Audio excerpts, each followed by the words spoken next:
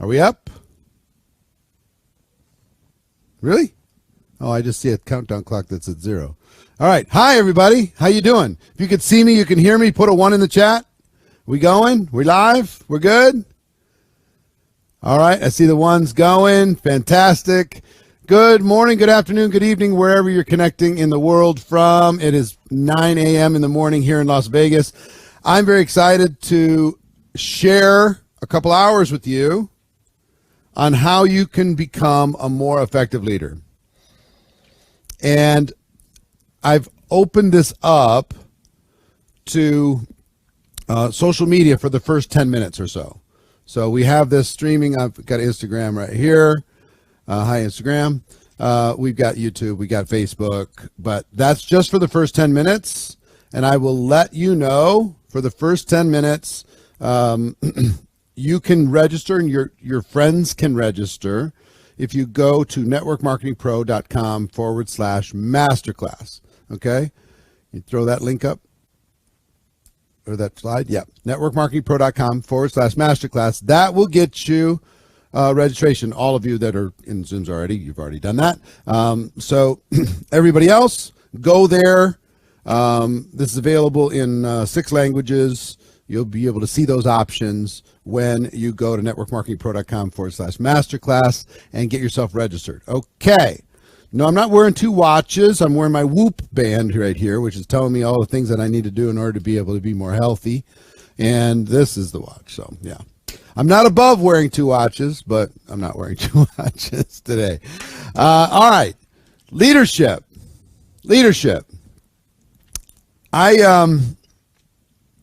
I want to ask you something because in about an hour and a half, I'm going to share something with you that I've never done in 17 years of working with people full-time, helping leaders around the world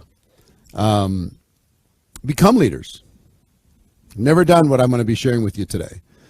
And we made this 2 hours as a bit of a test because guess what? Some of you won't make it 2 hours. Your brain has been programmed to start scrolling. Some of you, we're only 2 minutes in and you've already checked your email. We're only 2 minutes in and you already checked some other social media platform. We're only 2 minutes in and you're already getting ready to get distracted. So if you're on your regular computer, not your phone, close those other tabs. Just close them. If you can't make it 2 hours, do you think you're going to make it as a leader in this business? Come on. But most people don't. You know what's crazy? They just won't. You'll listen to a podcast for 4 hours, but for whatever reason, when it comes to something like this, we're like, after 3 minutes. It's weird. But here's what I want to ask. On a scale of 1 to 10, how hungry are you to become a leader in this business? Scale of 1 to 10. Because we're going to find out today if you really are, or if that's just big talk. Okay? I got to tell you something about leadership is lack of leadership is at almost an epidemic level in network marketing. Lack of true leadership is almost epidemic. And there's something that happened, if I could describe it to you, if you can think of a professional sports team. Let's take Formula One, okay? There's a Formula One team, and there's a Formula 2 team, and a Formula 3 team, and a Formula 4 team, and then there's go-karts under that. Okay? That's the process. And something happened during pandemic. Prior to the pandemic, we had our Formula 1 team in your company, and a Formula 2, Formula 3, Formula 4, and then go-karts, new people starting.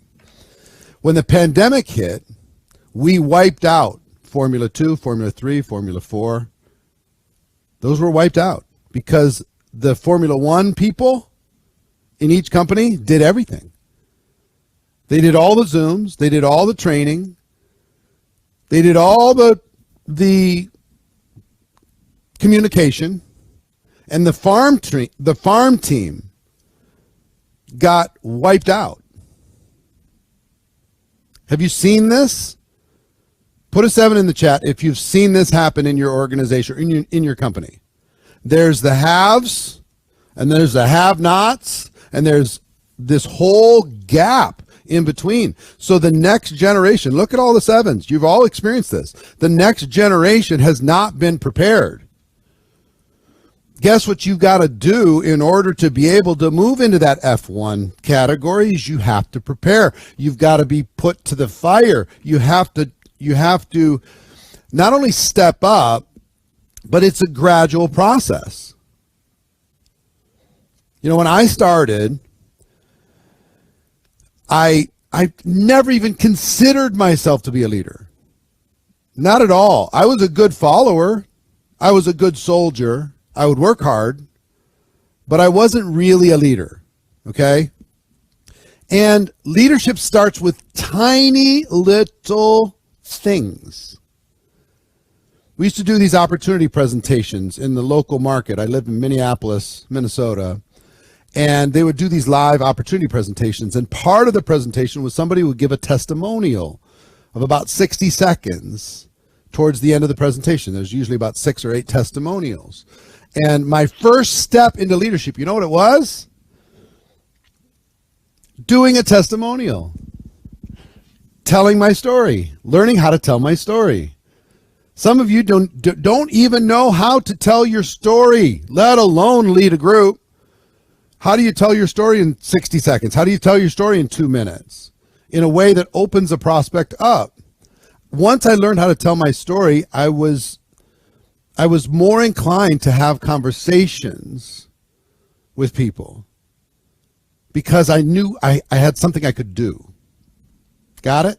So, and then from telling the story, I did a little piece of the presentation. And then after that, I learned how to do a full presentation. And after that, I learned how to do a getting started training or have a crucial conversation with a brand new person. After that, I learned how to do some skill-based training, how to get somebody started effectively, right? Teaching people how to find prospects, how to invite, how to present, how to close, all those different things, how to deal with objections. I learned piece by piece by piece. I put together a playbook in order to be able to, when faced with a person looking for answers, to give them the answers that they needed. I learned how to promote events because I scheduled events and I put my ass on the line financially. And if I didn't fill up that event, I was dead financially. See, listen to me. I talk a lot about entrepreneurship, and I'm coming in hot today, just so you know. I'm not messing around during this Zoom. This is a serious conversation for serious people, okay? This is not for tourists. If you came here to be entertained, you're in the wrong place. I came here to bring it as truthfully as I can bring it, because this is important. I talk about entrepreneurship a lot. I've been talking about entrepreneurship. If you got an entrepreneurial bone in your body, network marketing is better than any other form of entrepreneurship, period, end of story. If you're going to do it, be a professional, right? I talked about that for forever. But guess what? Most people in network marketing are not entrepreneurs at all. At all. They're just self-employed. Do you think there's a difference between being an entrepreneur and being self-employed? Humongous difference. You know what that difference is? What do you think it is? What's the difference between a self-employed person and an entrepreneur? Put it in the chat. What do you think it is? What's the biggest difference between just a self-employed person? Drive, mindset, that's not what I'm looking for. Leadership, no. What will an entrepreneur do that a self-employed person won't do?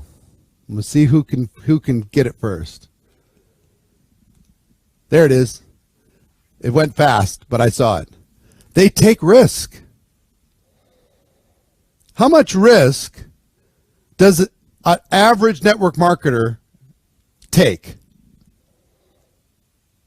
They risk a little time. They risk a few $100s. Or they might risk a trip to their company convention.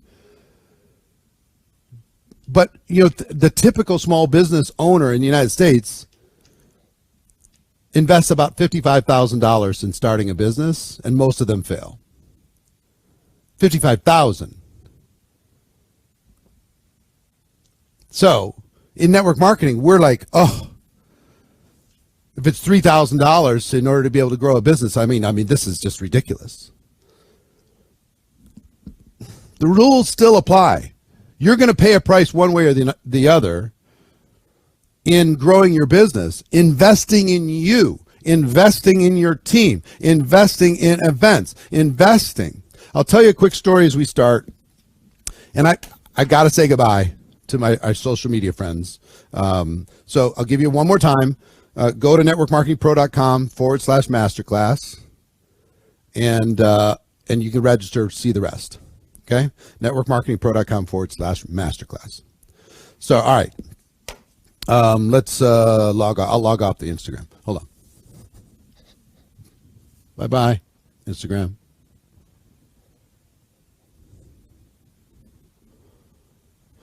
Okay.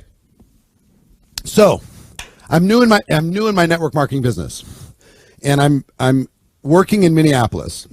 And I have a mentor who's cross-line from me, who is an exceptional leader. He ran meetings so well. And this was back in the day when we didn't have Zoom. We were doing opportunity presentations in hotels 3 times a week, Tuesday night, Thursday night, Saturday morning. And I was so excited because this guy, Michael Nelson, was running these meetings because they were tight.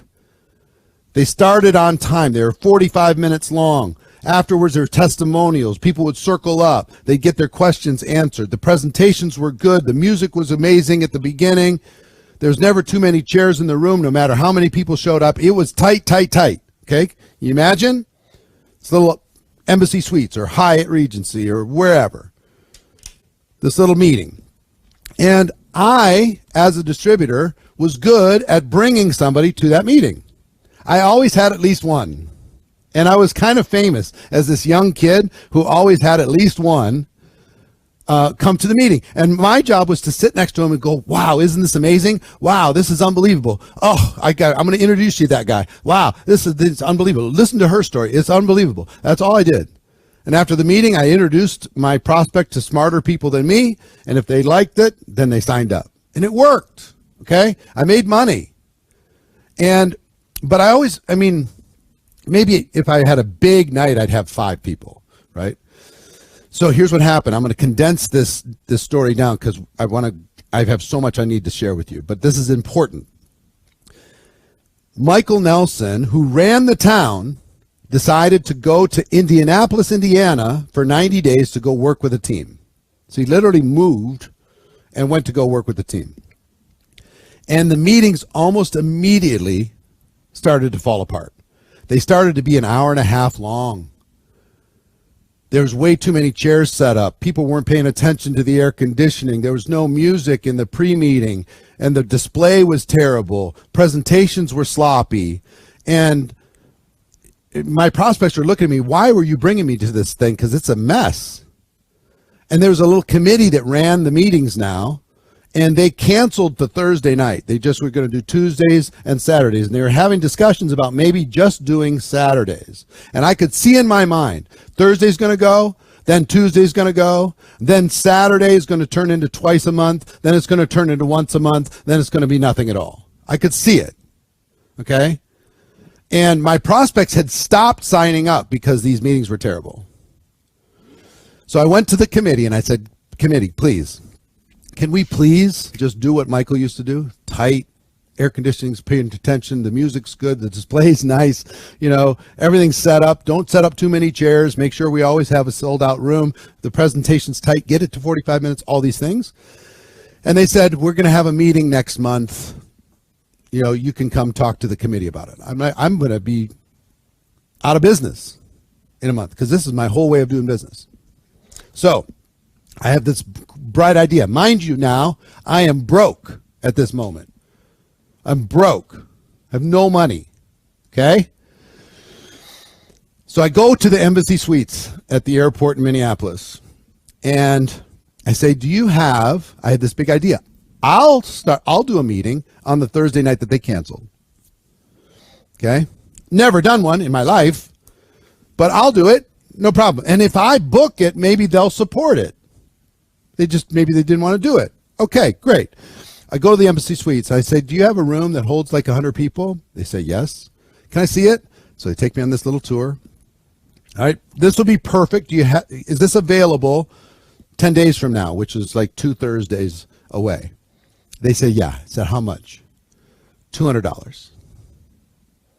Now, mind you, I had about $218 in my bank account. And if I give them $200, I'm not going to be able to pay my rent. It's going to be late for sure. And I'm going to have no money. I'm going to have to eat what I have in my house. I won't be able to go to the grocery store, nothing. I'm going to be able to pay for gas. That would basically be it. Okay? I have no credit. So I said, all right, can you hold it? Can you hold the room? She said yes. So I went to the bank and I got 10 $20 bills. I came back to that meeting or that Embassy Suites and I said, all right, I'll take it. She said, okay, thanks. And I pulled out the 10 20s and literally my hand is doing this because it's my whole life. Things are relative, right? I've done $1 million ones of these before. I've paid $250,000 for a single day of advice from somebody that I respect. But at that moment, it might as well have been $1 million because $200, my hand was uncontrollably shaking when I was handing it over. And she got this all sad look on her face. Like, oh man, look, the kid's making a shot. All right, cool. She takes the money though, right? So I didn't give me a discount or anything. So now I went to the committee and said, hey guys, guess what? I booked this meeting room for Thursday. It said, listen, we don't think it's a good idea. We don't even think 2 days a week is a good idea. We think 1 day a week is going to be a better idea, so we're not going to support it. And back then, distributors would pay $5, guests would get in free back then. And that's how you covered the cost of the room. So now they say they're not going to support it. And I've already given them $200. I'm like, oh man, what do I got to do now? Okay. So first thing I got to do is I need to learn how to do a presentation. I haven't done a presentation. So I got to put together all the presentation stuff and I got to practice. I got to write it down. I recorded the top distributor. I wrote it down word for word. I recorded. I listened to it in my car over and over 1,000 times. And all the stuff I was complaining about now I had to do. I had to go get the name badges, blue for distributors and red for prospects. I had to get markers in order to be able for people to write their names when they came to the meeting. I needed to set up a display. I didn't have all the stuff for the display. I needed to get all the stuff for display. I needed to get the TV and VCR so people could watch the video that we played during the meeting. I needed to make a mixtape. Anybody remember a mixtape?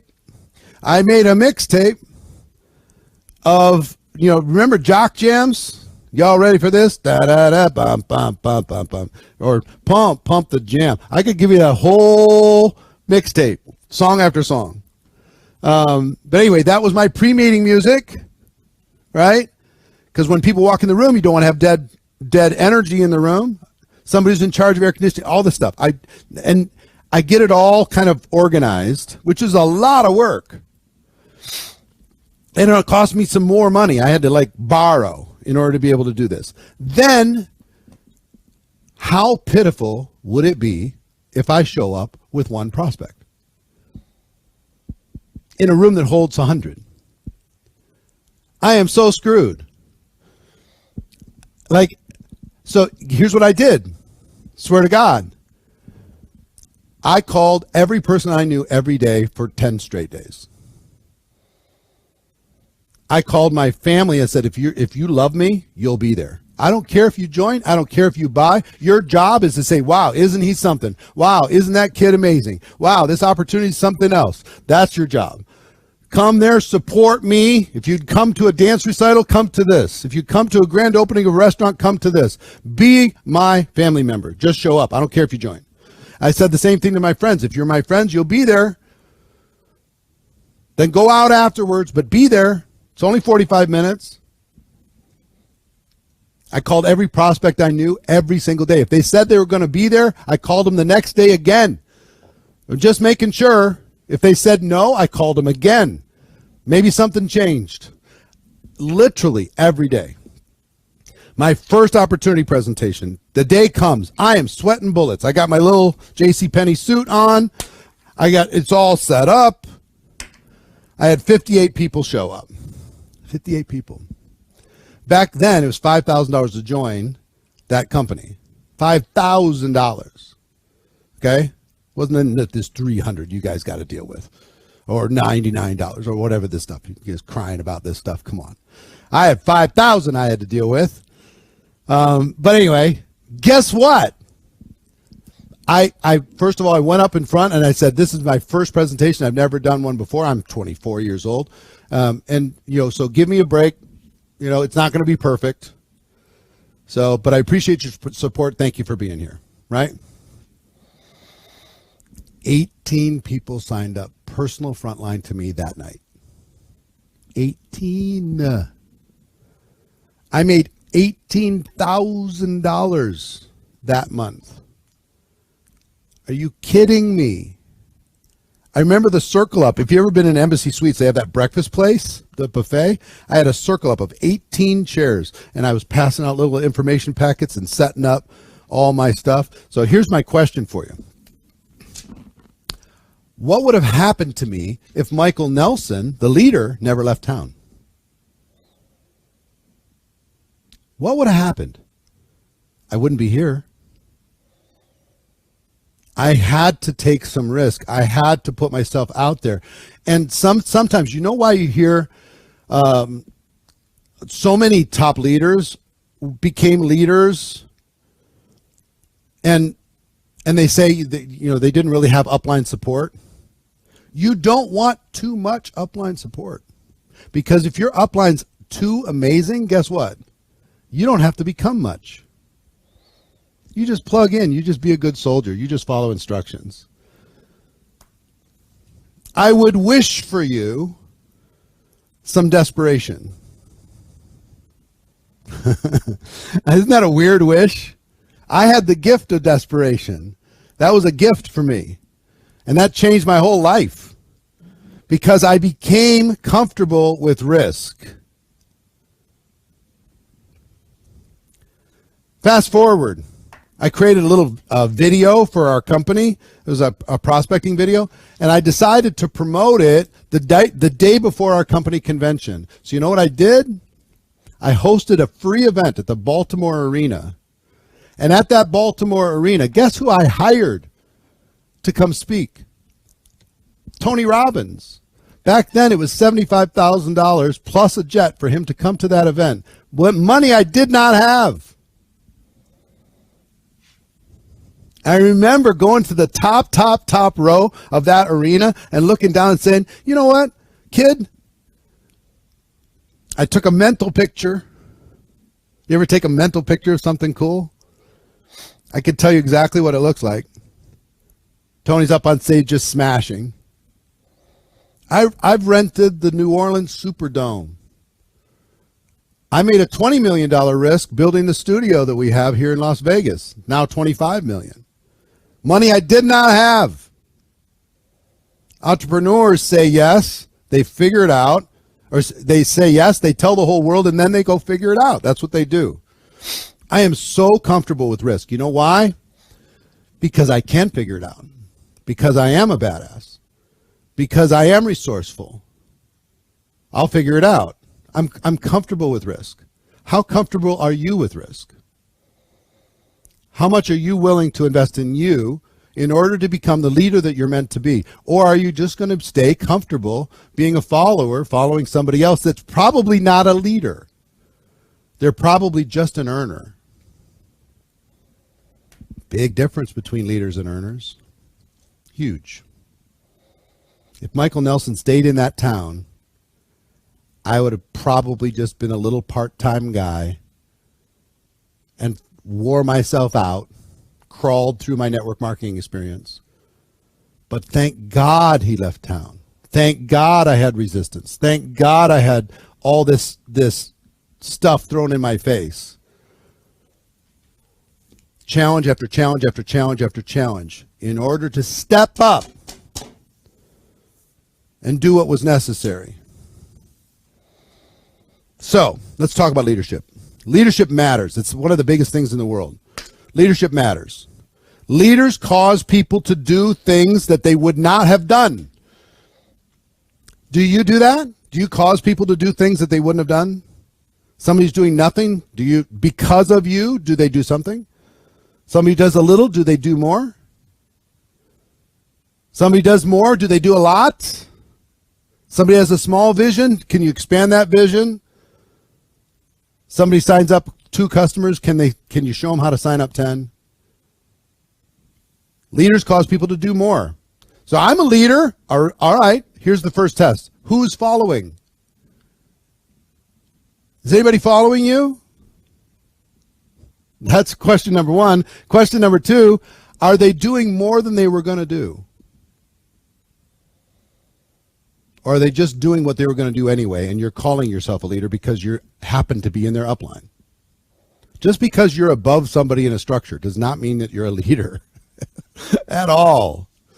It just means you happen to get involved ahead of them. That's it. So, leaders cause people to do more of the correct things that they should have done. Leaders keep people consistent. Leaders keep people in the game.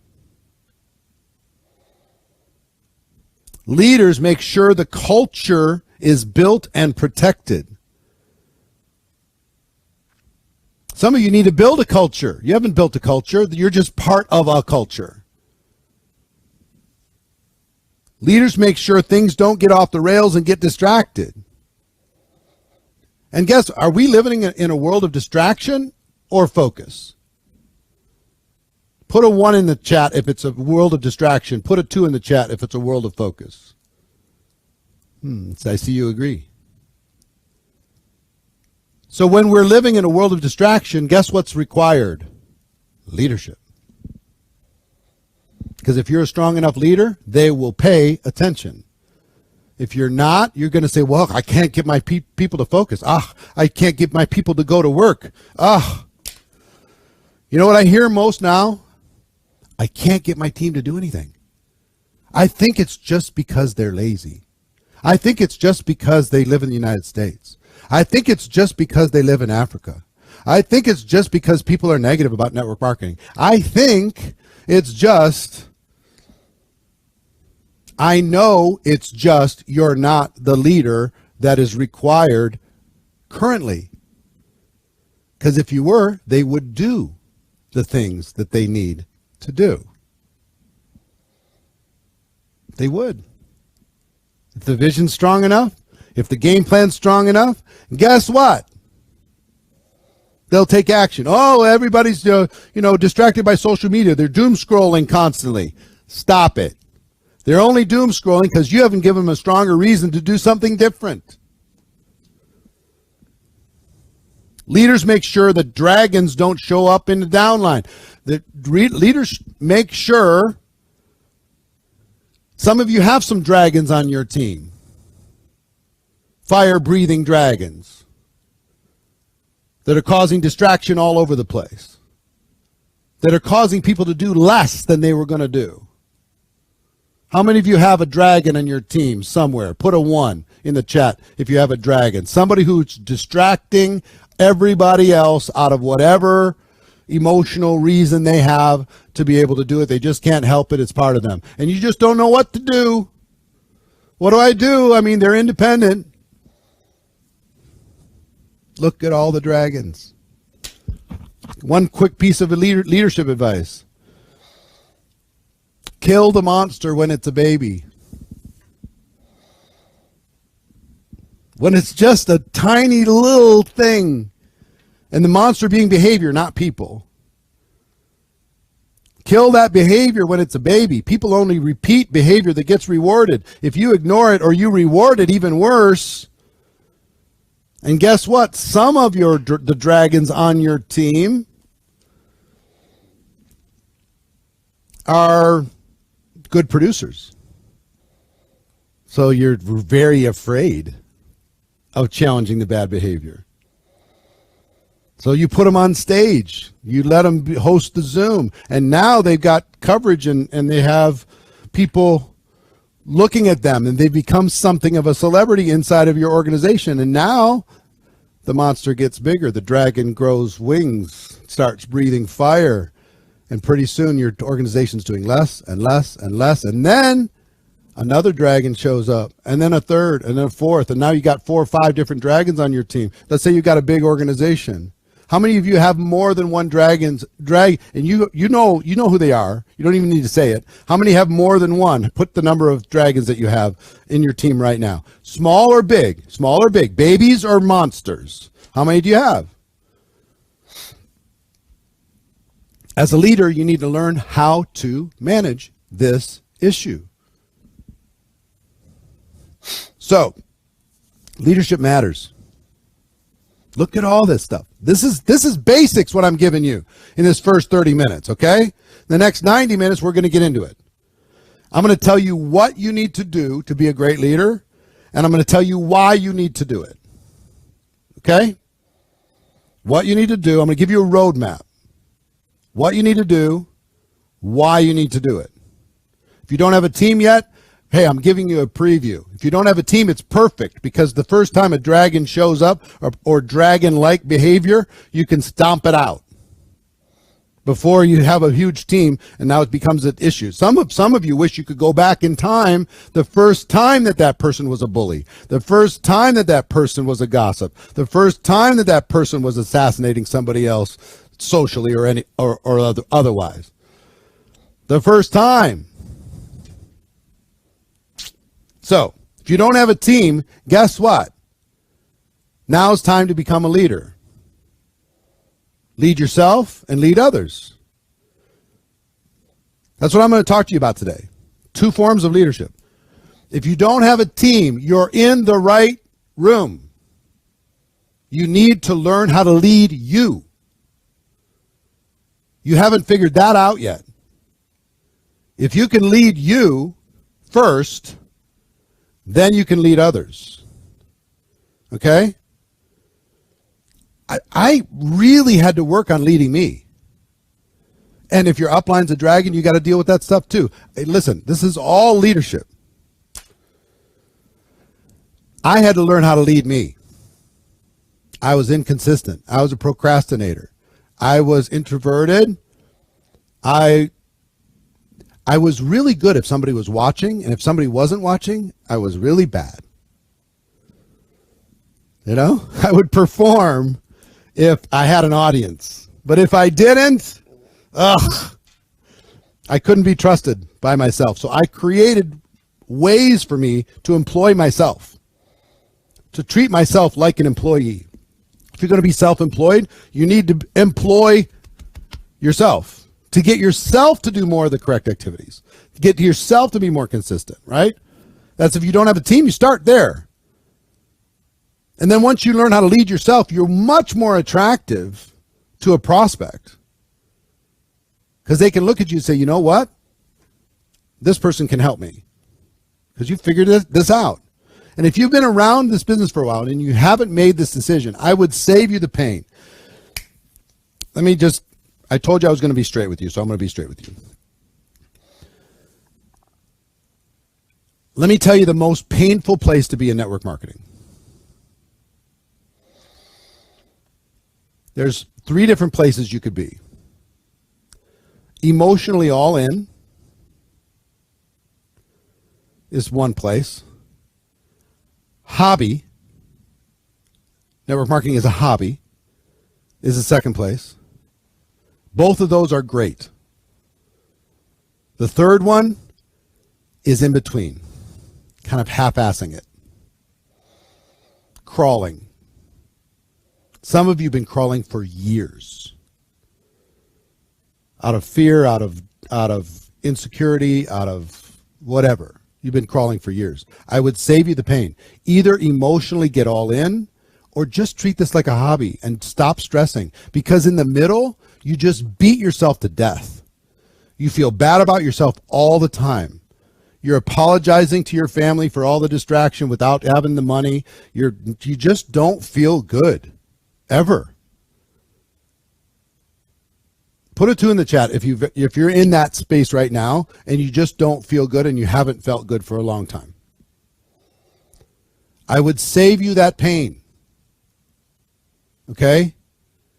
You can't have the breakthrough unless you step into the breakthrough. Just treat it like a hobby and just enjoy yourself and hang out with cool people and sell a product every once in a while. Make a few bucks.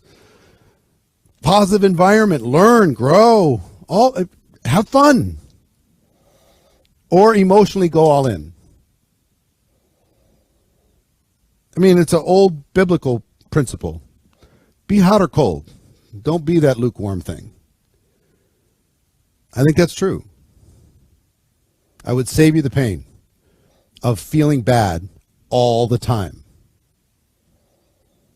Let's just get past that. If you're sick of crawling, great, wonderful. Maybe that's that gift of desperation I was hoping. I just want you to be so aware of crawling that you're saying no more. Today, no more. I'm done. I'm not going to crawl anymore. I'm just not going to do it. I'm going. I'm going to hit it. So like I said, there's a huge difference between earners and leaders. Huge difference. Earners make the money. Leaders get to keep the money. I've helped about 1,000 people get to $1 million a year in income. 1,000. $1 million a year in income in network marketing. I'd love to tell you that all of them are still earning it. But they aren't. You only get to keep as an income what you are as a person. And sometimes your income might take a lucky jump. You're in the right company, great momentum, everything's working. It's just unbelievable. You feel like you've cracked the code, you've won the lottery. And then something happens and you're not prepared. They change the comp plan. You don't know how to handle it. They change the formula on the product and you freak out. The company plateaus for 6 months and you feel like it's over and people don't want to go to work and everybody's discouraged. Or morale is down on your team for whatever reason. Many of you have gone through this over the last 2-3 years post-pandemic, because pandemic was amazing. Everything worked, right? And then coming out of pandemic, wow, everything's not working. Maybe something's wrong with network marketing. Now's the time for a leader. When things plateau or go down, guess what leaders think about? This is my moment. This is my moment. I've been waiting for the company to correct off of its crazy growth curve and to go down. Because when it goes down, I'm going to go to the team and say, this is my moment. This is our moment. Let's grow while they're declining, because guess what we'll get then? We'll get more market share. We'll become a bigger and bigger percentage of this company. If your company's going straight down, can you be going straight up? Yes. Answer is yes. You can. But a leader's required. Can't do it if you're just following. Won't work. So, huge difference between earners and leaders. Just because you're earning does not make you a leader. I want you to earn the money. I want you to get to that rank. I want you to stay at that rank. Same thing's true with your pin level or your rank or whatever you're going to call it inside of your compensation plan. Here's what I know. Most of you are not qualified at your highest rank that you've ever achieved. Doesn't that suck? Doesn't that feel terrible?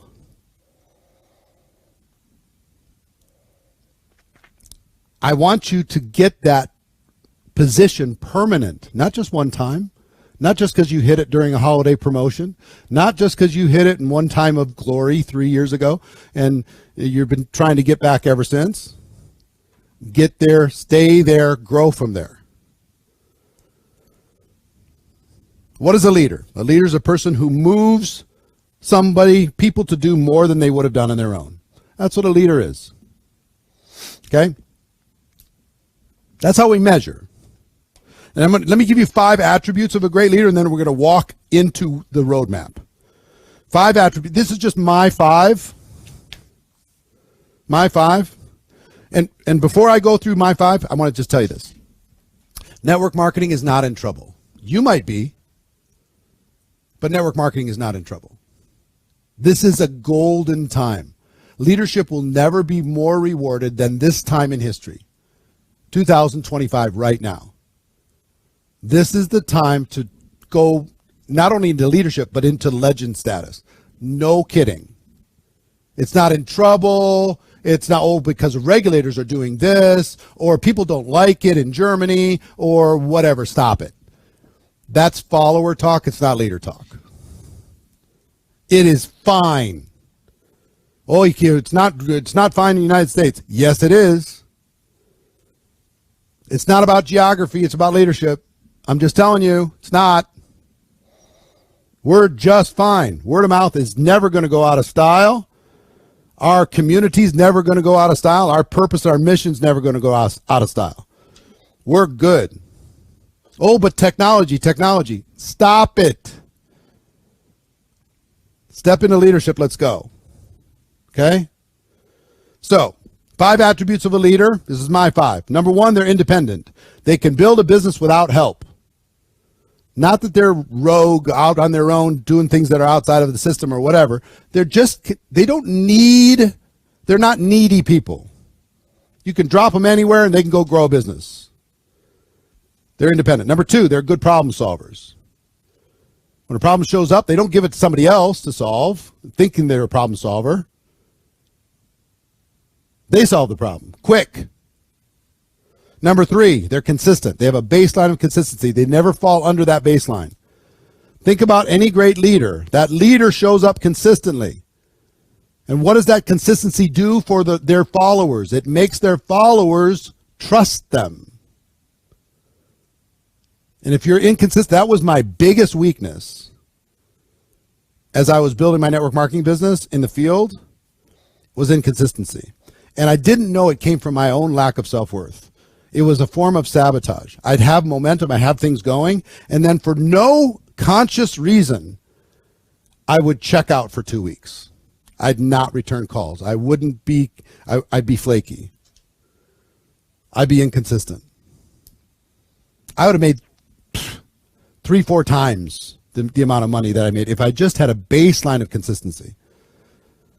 But I sabotaged it because success, I thought that I had conquered my lack of self-worth because I was earning, because I had the pin, all that stuff. I thought I'd done that, but I never had the money. I made the money, but I never had any because I didn't feel like I was worthy of having the money on a subconscious level. So I would sabotage my own team. I'd sabotage my own growth. Over and over and over and over and over. Crazy. I didn't figure out that I was sabotaging until I was 45 years old. After I'd been involved for 22 years. You believe that? I was training people on self-worth, and I had this huge self-worth problem. Once I figured it out, oh boy, things changed. Real quick, things changed. So, independent, problem solver, consistent.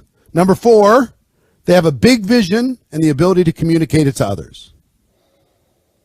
A big vision and the ability to communicate it to others. Not the company's vision, not their upline's vision, their vision.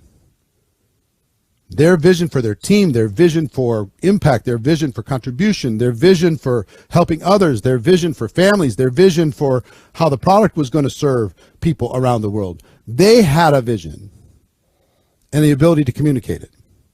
And number 5 attribute is they create action that wouldn't have happened without them. This is my 5. Okay? You're going to take a screenshot of this. This 5 will change your life. Now I'm going fast. I'm talking fast. So do your best. Take as many notes as you can as we go through this. But listen. You would be shocked how few people in network marketing have all 5. Even at a basic level.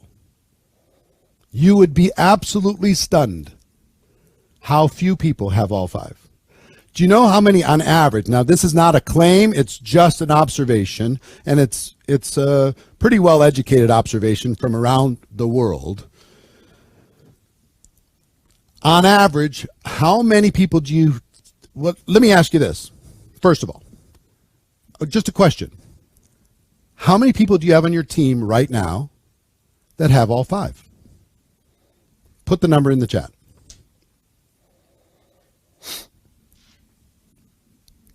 Are any of these 5 particularly difficult to learn? Be harder to be a registered nurse, wouldn't it? Than to learn these 5? Look at the numbers. Look at the numbers. Guess why these numbers are where they are? Leadership's not where it needs to be. That's why.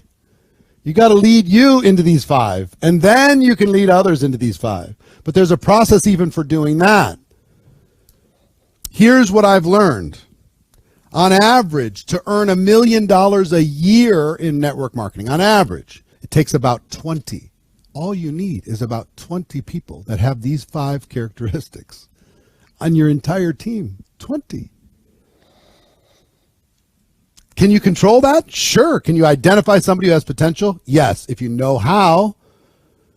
Can you mentor them into these 5 skills? Right? Can you stay in good relationship with them?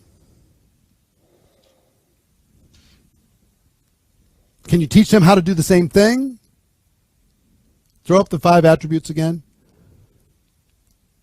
These 5. If each one was a college course, would it be one of the easy ones that you take in order to be able to get your GPA up? Or would it be one of those hard ones, impossible, advanced trigonometry? Which one would it be? It would be like the easiest course in college. And yet, because we're not willing to risk our time, let alone our money, we don't develop it. We hope network marketing makes up for our lack of these skills, our lack of these attributes. Please let the company make up for this.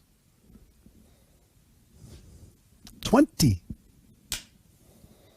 If you build 3 and 3 of them quit, what do, Eric? Jovan says. You need to lead the ones that you have. And if you're a better leader, they'll stay around longer. Not everybody's going to stay for forever, but it takes a leader in order for a person to hang around long enough to learn how to build this business. If you have a strong vision and the ability to communicate it, people don't leave. Not at the same level. Strong vision, weak vision. Who's more apt to leave? Consistency, inconsistency. Who's more apt to lose people? Problem solver or not a problem solver? Who's more apt to grow a bigger team? I mean, come on. And you see in the numbers, this is what's happening in network marketing. So there's the haves that have these 5 attributes, and there's the have-nots that are just floundering around, hoping network marketing is going to make them a millionaire. It's not going to happen that way. You got to lead you and then lead your team. So I want you to think right now, goal number 1, roadmap number 1 is you must develop these 5 attributes. Throw them up one more time. You must develop these 5 attributes. And if you keep asking about, you can take as many screenshots as you want. If you keep asking about what was point number 3, what was point number 2, stop it. You're in the wrong room. Either take the screenshot or take notes faster. Well, what was that again? What time does the thing start? Well, what date does that happen again? Or what flavor do I need to get? How do I order? Solve the problem. Be a leader.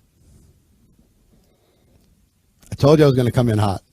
I told you I wasn't messing around today. I am on a mission to identify the next generation of true leaders in this profession and to do everything I can to help them become the leader that they're meant to be. And that's not going to be soft talk. The time for hugs will be later. I'll give you a hug after you become a leader. I'll give you a little high five now if you say you're gonna. But come on. So, let's start with the roadmap. Here we go. Number one, your personal audit and goals. What I need you all to do is to audit yourself as seriously as you can possibly do it. Audit yourself. Where are you right now? How many people have you sponsored? How many customers have you added? What's the size of your team? How long have you been in your business? How much money are you making? How many hours are you really committing to income producing activity on a weekly basis? What's your level of commitment? Do you have goals? What are those goals? Right? How many lines of significance do you have? How many significant lines of sponsorship do you have? How many countries are you in? How many good presenters do you have on your team? How well trained is your organization on a scale of 1 to 10? On the basic skills, finding prospects, inviting, presenting, following up, closing, getting people started, promoting events. If you can't rattle that off, that's a problem. Where's your team? Where are you on a scale of 1 to 10? Okay, think about this. There's 100 questions you should ask of yourself. What are the limiting beliefs that you have rolling around in your brain right now? The reason why you're not succeeding is what? I'm a single mom. You know how many single moms I can show you that are smashing this? Even though I think they're superheroes, I don't know how they do it, but they do it. Soraya's one of them. And you can let that be a reason not to do something or a reason to do something. What is your limiting beliefs? What are the things rolling around in your head that's causing you to play small? What's causing you to crawl? Oh, I don't have time. I don't have money. I live in a country that's poor. I have this stuff going on. I didn't get the education. Whatever. What is it though? Here's the first step. I'm lazy. I'm from India. I'm not good enough. I get it. I understand. But you have to be aware of it because that limiting belief is sitting in your subconscious brain. And if you're not aware of it, you cannot defeat it. It will defeat you. So be honest. Why are you not doing what you need to do? Most of you know what you need to do, but you can't get yourself to do what you know. If we're honest. You'll do it tomorrow. I can give you a complete training. You want a complete training on how to fail in network marketing? I can give it to you in 2 words. Here's how to fail. You ready? Start tomorrow. Start your plan tomorrow. Launch it tomorrow. Do it on Monday. Figure it out later. Get yourself some me time. Plan. Don't do. Just plan. Learn. You should learn some more. Maybe you should read some more books. But action, do it tomorrow. Start tomorrow. 2-word training that will absolutely stop everything. Start tomorrow. Right? Or I need to be ready. I don't feel like I'm prepared. I'll give you a very quick formula for success. You ready? Make a decision. 1, that you're going to do it. 2, start before you're ready. Start before you're prepared. Number 3, take massive action. Apply massive action even if you're not prepared. Number 4, learn from every single experience and get better. That's it. Decision, right? You got the 4? I'm not going to give you the 4 again. What was number 3? What was number 2? I can't remember. So, where are you right now? Be honest. Full audit. Where would you like to be in 12 months? Awareness is everything, man. If you don't face the truth of you, you cannot go further in your business. Face the truth. Now your team, if you have a team, your team audit and their goals. Where are they right now? Same questions you ask yourself, ask the team. Where are they? What's their limiting beliefs? What action are they taking? How much time are they spending? Are they even using the products? Do they show up for events? How many show up for events? How many came to the last convention that you had? How many are getting to core rank within your organization? How many are rank advancing? How many are selling? How many are recruiting? How many are duplicating? How many are leading? How many presenters? All of that stuff. Everything you're asking of yourself, ask of them. How many are hungry and willing to learn how to become independent, problem solver, consistent, big vision, and create action? Who's willing to be mentored into that? Raise your hands, please, on your team, right? If they're willing to be mentored into that, then you got something to work with. So I would recommend minimum once a year, deep audit of yourself and of your team. Deep audit. And be honest about yourself and be honest about your team. Now, let's talk about results. We could focus on all kinds of concepts, but I want to talk about results, and I want to talk about what you need to do and why you need to do it. So the first result that we're looking for, the only way any of us get paid, any of you get paid, is through sales. Selling the product. So here's what you need to do when it comes to sales. I want you to think about this deeply. What do people do in order to sell on your team? Is there a system around it? Are there tools around it? Is there a strategy around it? What do they do? Do you have something, a system? You know you have a system when everybody knows it, everybody does it, and it works. And there could be multiple different systems when it comes to sales. Some people can sell on social. Some people sell face-to-face. Some people sell through different strategies, and that's all fine. You can have, there's tools and trials and funnels and samples, all kinds of things that you can have. But do you know what they are? Are you paying attention to what's working? Are you paying attention to what's not working right now? Are you still doing the same thing, hoping that results come back? Do you have something that's maybe a little too complicated, and because it's too complicated, people aren't taking action? Or do you need to become a better leader in order to influence people to make more sales? What is it? Look, you need to analyze and create a process and a flow that creates more sales. What is our job as leaders? Cause people to do more than they were going to do. You got me? More than they were going to do. So a solid sales process, where everybody knows it, everybody does it, and it works. And when your team member says, this looks simple, I think it'll work, I think I could do it, right? Now you can run. But there's, you know what most earners do? Hey, make a list and do your best. Good luck. That's about it. Make a list, do your best. Good luck. See you on the Zoom on Tuesday. It's not enough. Not enough. Not if you want to have consistent sales.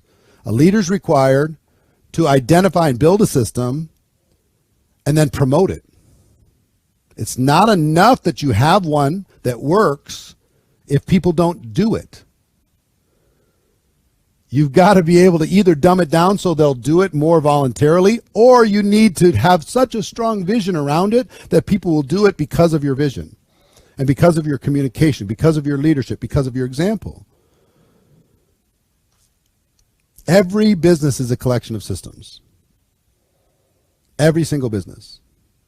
Are you recognizing people that are doing the sales? That's a piece. Are you showing case studies of people who are having great success? That's a piece.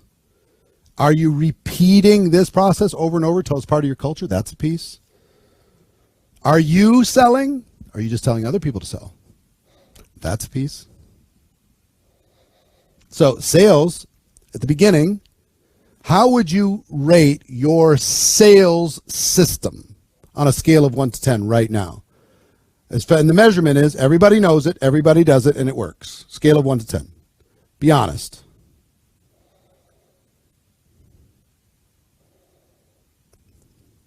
Room for improvement, yeah? And even the 10s, is there room for improvement? Could you get better? Could you help more people do it? If you were a better leader, would it work even better? Probably. Yeah? Okay, good. Next process, and this is something you got to map out. You got to map out your sales process. You got to strengthen it. Next is recruiting. Recruiting. So, again, what is your process? What are the tools? How are you finding the prospects? How are you inviting them to take a look? How are you sharing the business with them? What is your offer, that your presentation is so compelling that people say, of course I'm in? What is it?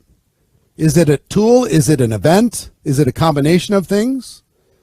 What are the series of exposures that you walk people through, or a series of tools and events that you have available that people can access? Because this is not necessarily a straight line. A person might start with a tool, then go to an event, back to another tool, back to another event, meet some people, make a decision. What is the process, though? What is the process for supporting somebody on your team that doesn't have the confidence yet? They have the contacts, but they don't have the confidence. What is your process to be able to help them achieve some recruiting results, even if they don't have confidence? See, some people in your team, they're a destination. When you find them, home run. Some of them are a doorway. They're going to lead you to people that you can't reach by yourself. That's what a leader learns, how to use every single person on the team as a doorway, no matter if they're a doorway or a destination. I'll show you something real quick. It changed my whole business, changed my whole life. I'll show you this. Can I use the board? All right. So I ran out of prospects. At least I thought I did. Okay, I had called every single person from my high school. I'd every family member, everybody that I ever worked with, and I was freaking out. And I saw this one training, and I'm not going to go deep into training today. I'm giving you the roadmap, but I just want to give you an example. Okay, in this training, the person said, "Do everything you can to find one person. Find one, recruit one. However you got to do it. Go figure it out. Could you do that? Yes." All of you can do that. On average, the average person knows about 300 people. If you go find the one and then just tell the one, introduce me to these people that you know. You provide the people, I'll provide the presentation. I now have 300 prospects, and I can be much stronger with them than I can be with my own prospects. You ever realize that, third party, you can be much, much stronger? And let's say I can have a conversation with all 300. How many can I enroll? Maybe 10%? Let's say I enroll 10%. That's 30. 30 people join my team under this person, but in my organization. Those 30 people each know 300, which is what, 9,000?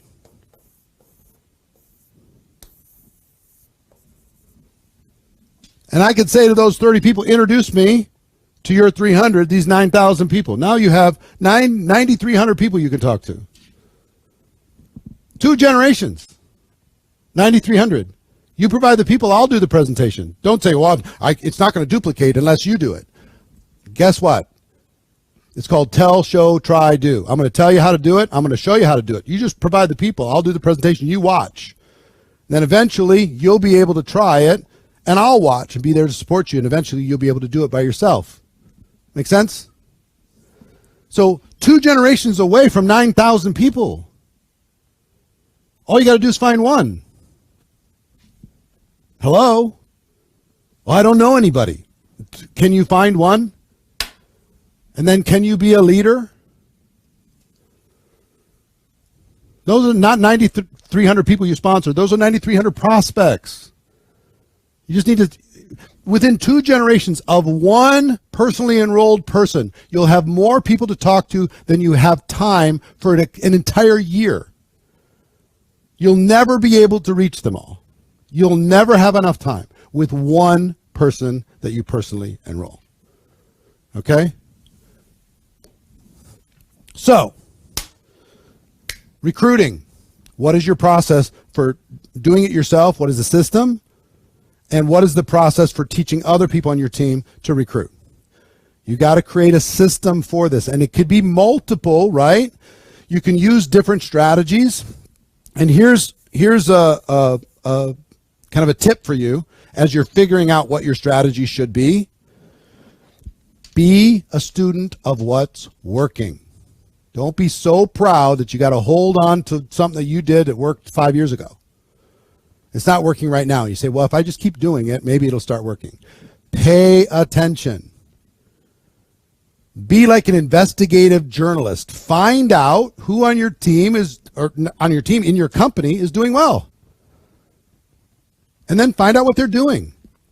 And if you need to go to their town and watch them do it, go. Oh, there's huge momentum in the Netherlands. You need to be on your way to the Netherlands and go watch what they're doing. Pay attention to it. Oh, this person, if you can get them on a Zoom, have them share. And what's so great about this is people really don't mind sharing. People are not protective of their strategies. And even if they are, guess what? You could still figure it out. You can. There's always a way to figure out what's working. And then pay attention to that. Start before you're ready. Get that implemented into your team. And there might be 3, 4, 5 different paths to recruit people based upon somebody's personality or their skill level or their amount of fear or self-doubt or whatever. Casual. There might be a path just for super casual people. There might be a path for, serious part-time people. There might be a path for full-time people. Make sense? So rate your recruiting system on a scale of 1 to 10. How strong is your team? Throw it in the chat. 1 to 10. How strong is your recruiting system? Everybody knows it. Everybody does it, and it works. When your team sees it, that looks simple. I think it'll work. I think I could do it. This is the second part another part of your roadmap. Audit's big. Is 1, audit's 1, sales is 2, recruiting's 3. Number 4, I have 12 of these, by the way, just so you know. 13 counting audit, right? Well, that's including audit? Oh, it's not including audit. I have 12 plus the audit. Sales, recruiting. Third is retention. Retention. And this is almost completely ignored by earners. It's not ignored by leaders. It's almost completely just like blown off. You could do so much to retain a customer by creating a process of getting a customer actually using your product or service and getting a result quickly and having an emotional connection to that product or service. Or you can sign them up and just keep walking and walk away from them, which is what most people do. They assume that that person used the product. They assume that that person understands what they're taking or what they're using. They assume too much. What I will tell you, assume nothing. And if you're going to assume anything, assume the worst. Assume they haven't, if you have a physical product, assume they haven't opened up the box. Assume they haven't opened up the canister. Assume they haven't opened up the bottle. Assume that. And then act accordingly. Don't assume that they're using it every day. So retention on customers is big, but retention on distributors is just as big. You have to create a strategy and a system for retention. If you don't have a system, I can predict what your business is going to look like in 5 years, and it's not going to be pretty. You want to hear something crazy? A 5% increase in customer retention will equal a 25% increase in your check. 5%. A 5% increase in customer retention will equal a 25% growth in your company's EBITDA, your company's profitability. 5%. You know what the average number of orders is from a customer? All you guys say, oh, everybody who joins my company, they stay customers for life. Nope, they don't. You know what the average is per customer? 2.2. 2.2 orders. What happens if you turn the two orders into 4? Every business is a leaky bucket, right? You got water, you're pouring it in. There's a bucket. Some of you have a hole at the bottom of your bucket that's as big as the hole on the top of your bucket. So you can just turn the faucet on and let it go 1,000, gallons a minute, and it's just going to flow straight through. All the customers you sign, come and go. All the distributors you sign, come and go.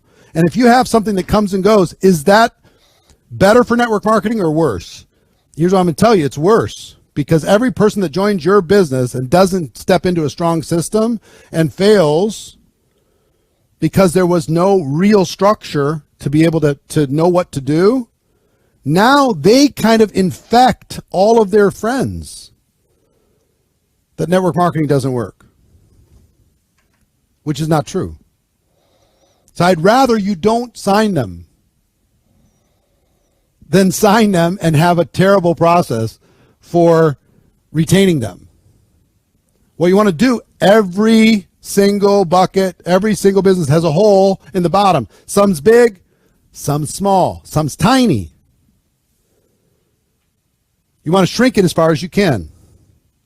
So when you pour it in, even though some's dripping out, the water's still rising. Make sense? So retention. You've got to figure out a process. How are you, now this is the what and the why. How you retain them on customers is making sure that they get a very strong emotional connection and response to your product or service. And you need to have a mechanism and a path to do that. For distributors, don't have time to give you full training today, but here's what I will tell you. It's about buying time. It's about buying time. Let me tell you what I mean. When a person joins your business, you've got 72 hours to get something encouraging, something positive. And if you don't, let me tell you how people leave. They don't say, I'm quitting, I'm out of here. Let me tell you how your distributors leave. It's just like this. I'll show you a visual. Here's how they leave.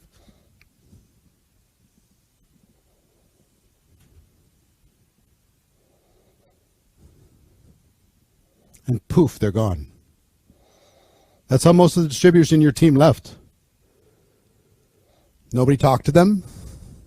They don't make a big deal about it. They might use the product from time to time, but they're gone. Emotionally out. So in the first 72 hours, you got to buy time. What are you trying to buy? Hopefully 30 days. You might need to buy, you need to get some result, something. They make a friend can help. They get a customer. They sign up one distributor, or they have some positive encouragement from a family member. You teach them how to get their family and friends to support them instead of giving them a hard time. They get a good product result themselves. Something encouraging. Buys you time. You want to hear something crazy? If you take a person's sign-up month and their next 3 months, okay? This is big data. Sign-up month plus 3 months. If they don't earn any money during that period of time, they're going to trainings, they're doing it for events, they're on Zooms, but they don't earn any money. How many of them are still active with the company after that period of time? Sign-up month plus 3 months. What percentage would you guess? I'll just tell you, 20%. If that same group in a sign-up month plus 3 months earns $1 or more, a single dollar, what do you think the retention is of that person? 74%. What? 20% to 74%. $1. I've had CEOs say, well, can I just send $1 to everybody then? Like, no, it doesn't work like that. They have to actually earn it in order for this to count. But would that be a good goal? If they rank advance, if they have somebody on their team, you buy another 30 days. If they rank advance, maybe you bought 90 days. If they attend an event, a convention, you probably bought 6 months from the convention. You see how this works? You're always buying time. Well, they're making $1,000 a month. They're solid. No, they're not. You just bought a little bit more time. If they sit at that 1,000 too long and they don't see any growth, they're going to start doing this. And pretty soon they're gone. What about somebody making 6 figures? You still have to buy time with a 6-figure person. How about 7 figures? You still have to buy time with a 7-figure person. The treadmill's moving. Faster for some. You want to slow it down as slow as you possibly can. And for that, a leader needs to show up. So, retention. And Jihan says, is it a pro to give them prospects? I wouldn't give away anything. Personal opinion from coaching lots and lots of leaders. Let me give you a leadership principle. Ready? This will go fly in the face of you givers out there. Here's what it is. If you really care for people, never give, always trade. Write that down. Never give, always trade. Because if you give, you keep them weak. If you trade, you teach them how to be strong. So, for example, somebody says, can you give me the time for the Zoom on Saturday? And there's an easy way for them to do that. I'll give you the time if you'll promise me right now that you're going to go to the website that has the time and you're going to bookmark that website so you don't have to ever ask that question again and you can give that to your people. Fair enough? Will you agree to do that? Here's the website. I'm going to give you the website first. All right, now it's 10 a.m. That's when the Zoom's going to be. Okay, I'll see you next time. Or a person says, will you do a 3-way call? I will if you promise to attend the team Zoom next week. Will you help me do a home meeting? Yeah, if you get your ticket to a convention. For sure, I got you. Right? Always trade by giving them an assignment that's something that will help them grow their business. Make sense? This is leader again. Leading yourself, leading others. If you're really leading others, you're trying to help them become independent, aren't we? We're trying to help them learn how to be problem solvers, right? How to be more consistent, yeah? They say, tell me the vision one more time. Maybe you sit down with them and say, I will if you tell me your vision. What's your vision? What do you see in the future? Now they start practicing talking about it. Make sense? So be a giver, of course, but with boundaries. And in our business, you give in exchange for them learning. You want to keep everybody weak? Don't challenge them at all. Give them everything. I work for you. Call me at 3 in the morning. I'll handle every problem for you forever. have no boundaries. If you have no boundaries, guess what? They won't respect you, they won't follow you, they won't listen to you, and they'll leave your business if you don't have boundaries. If you don't have I find that competent people love accountability. Competent people, future leaders, love somebody to challenge them to do better. So number 4, retention. Number 5, duplication. What is your system for duplication? If you don't have boundaries, everything bad will happen. Go read the book called Boundaries by Henry Cloud. Change your life. Boundaries, Henry Cloud. One of the most network marketers that I know, even the leaders, don't have healthy boundaries. I struggle with it at times. I have a hard time saying no, but boundaries are very, very important for long-term success and well-being. So duplication is the next piece. Piece number 5. What is your process to duplicate? Right? We sell, we recruit, we duplicate, and we lead. What is your process to teach people, to teach people, to teach people? Do you have a process for education? Do you have a process to pass these systems along? Do you have a process to help a person go from dependent on you to independent from you? That's what duplication is. They were dependent, now they're independent. You need to map out a process for making that real. Not only that you can do it, but here's the important thing. Some of you are okay at the first phase of teaching, but you're not good at teaching to teach. Teaching teachers. That's where duplication comes from. You get addition if you just teach. You get multiplication if you teach to teach. See the difference? I lived with, my first 3.5 years, I had no duplication. It was all me. I had addition and subtraction, addition and subtraction. And then I finally said, I'm done with this addition and subtraction stuff. I am going to learn finally how to teach. How to teach Sebastian, how to teach Johnny, how to teach Joe, how to teach Agnes, how to teach Andrea. Now I get freedom. Now I have a business that grows with or without me. Now I have a business that is producing when I'm sleeping. How do you teach to teach? That's the question. I'm telling you, you need to map out. This is your roadmap. 1, you need to teach people how to become, that are dependent on you at the beginning, how to become independent from you. And then you need to teach them to get their people from dependent on them to independent from them. And then you as a leader, pro tip, maybe it works 2-3 generations and then it stopped. Have you ever had that? It duplicated 2, 3, 4 levels or something and then it stopped? Put a 1 in the chat that's ever happened to you. That ever happened? Went 2 or 3 and then stopped? Leaders, here's what earners do. They go yell at the person where it stopped and say, get your act together. Leaders go down into that organization and they restart it.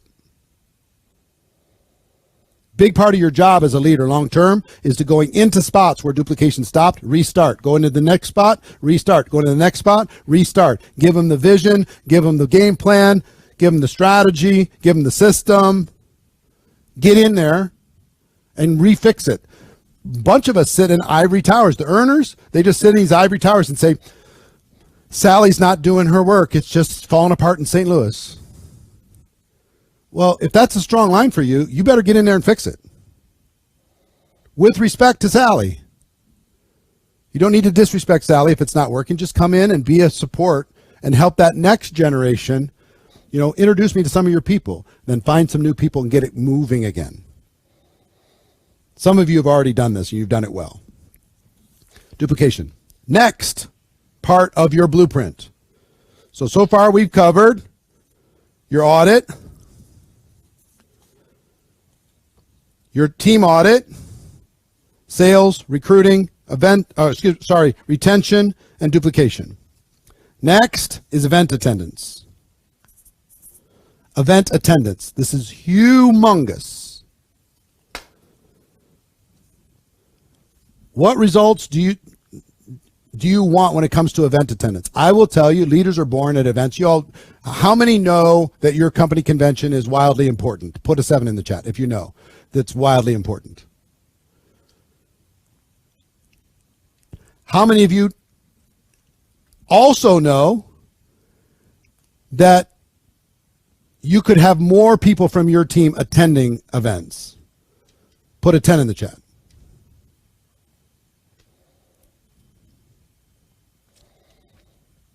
This is a big leadership skill, and it's one of the ones I had early in my network marketing career. I could get people to attend events. I could just plant this vision about how it's going to be fun and we're going to have an adventure. It's going to be great. I'd help them solve problems. And that made up for most of my other lack of skills. It bought me time, because if you get somebody from your team into a company convention or something, most of the work's done. You just have to not screw it up. I mean, all the social proof is there. All the evidence is there. All the people that they can meet and the vision in their brain, and they're separated from their normal daily life. All this stuff is amazing. So it is vital, if you're going to be a strong leader, that you have a system to get people. And again, you make it as non-negotiable as you possibly can. This is just what our team does. Set the expectation, help people solve problems, plant the vision, give people, if you don't have at least 10 reasons right now to attend your company event, you're not leading. You know what most people do? Oh, it's our company event. That's the reason. It's the annual convention. That's the reason. That's their whole thing. You have to have more reasons than that. I mean, because if somebody has one obstacle, you got to be able to overcome that.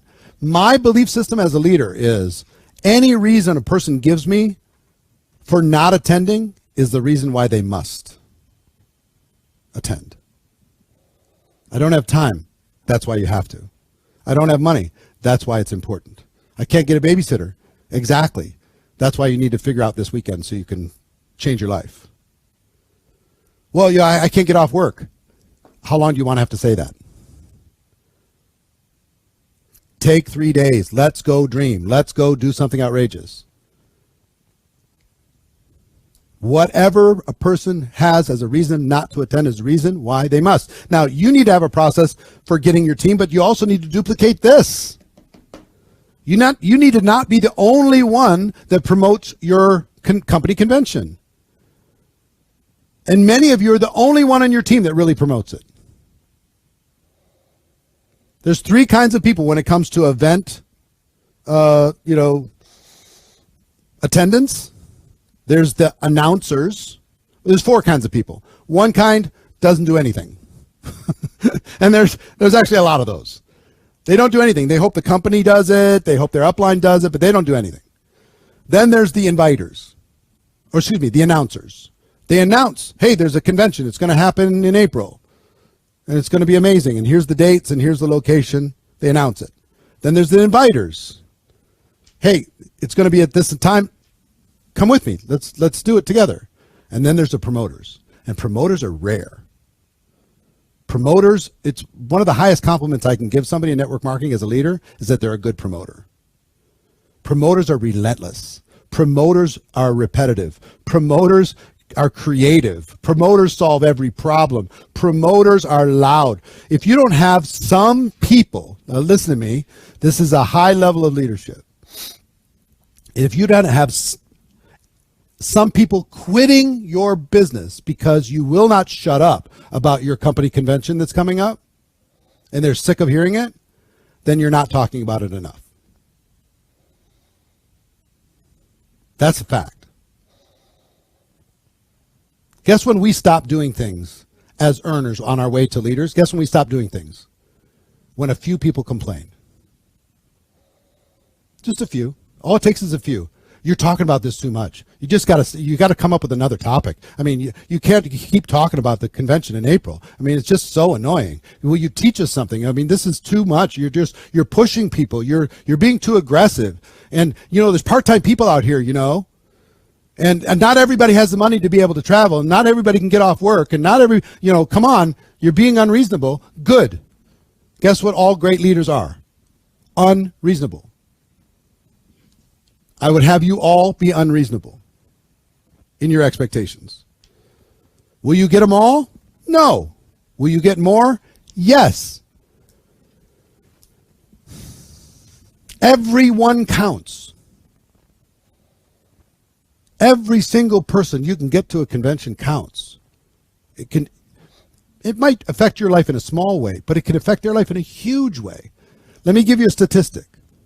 Okay? Let me give you a statistic. And this statistic is not scientific. It is just my general observation. And you'll tell me if you hold this to be true in your organization. The average, a person who promotes an event, has people in their organization attend, you will earn approximately, this is a destination event, they have to sleep in a strange bed, not sleeping at home. You will earn approximately $1,000 per year per person that attends your company convention, approximately. About $1,000 a year per person. What if that was the only way you can get paid? You didn't get paid from any other way. Alang says, how? I don't know how. It just is. You'll earn about $1,000 per year per person that attends your company convention. You want to make $100,000 a year? Figure out a way to get 100 people from your organization to your next company convention. And it works up to about $1 million. Marco's number is even higher than 1,000. Yeah, I mean, and if it's a long trip, if it's an international trip, the number goes up from 1,000. If it's like domestic, but you still got to fly 3-4 hours, whatever, it's about 1,000. If they drive in, it's way less. If they watch online, it's even less. Crazy. But $1,000 per person per year. So if you really believed me on that, and I don't know if you do or don't, but I'm just telling you, this is 37 years of experience talking. Pretend that's the only way you can get paid, and then come up with a system to get more people to attend your next convention. I had somebody early on tell me, Eric, once you get 100 people from your team to your company convention, your team will take on a life of its own. It'll start to grow with or without you. So I set a goal. And, I had like 12 people from my team, and then it was like 18, and then 28, and then back to 22. And, it took me like 5 conventions or whatever to get myself to 100. But they were right on. Here's what Jovan has asked. If you have 100 and you're still not earning 1,000 per person, what's the challenge? It's not about, there's nothing wrong. Your other systems might need to get tighter, but the real issue is if you're earning less than the number of people, less than 1,000 for the number of people you have at your convention, be excited, because the number of people at convention will pull your income up. If you're earning way more than the number of people you have at your convention, be worried, because that income is likely to come down. Your income is really going to tie very tightly to the number of people that you have at a company convention, up to about $1 million a year. After that, it starts to get wonky. You might, or if you just have one line of sponsorship or whatever, and that's the only line, it'll get a little funky there too. So be encouraged if you're earning less than 1,000 per year per person, because those people will bring you up. Be worried if it's over 1,000, because it's likely to come back down to that number. Okay? This is a big, big deal. Okay?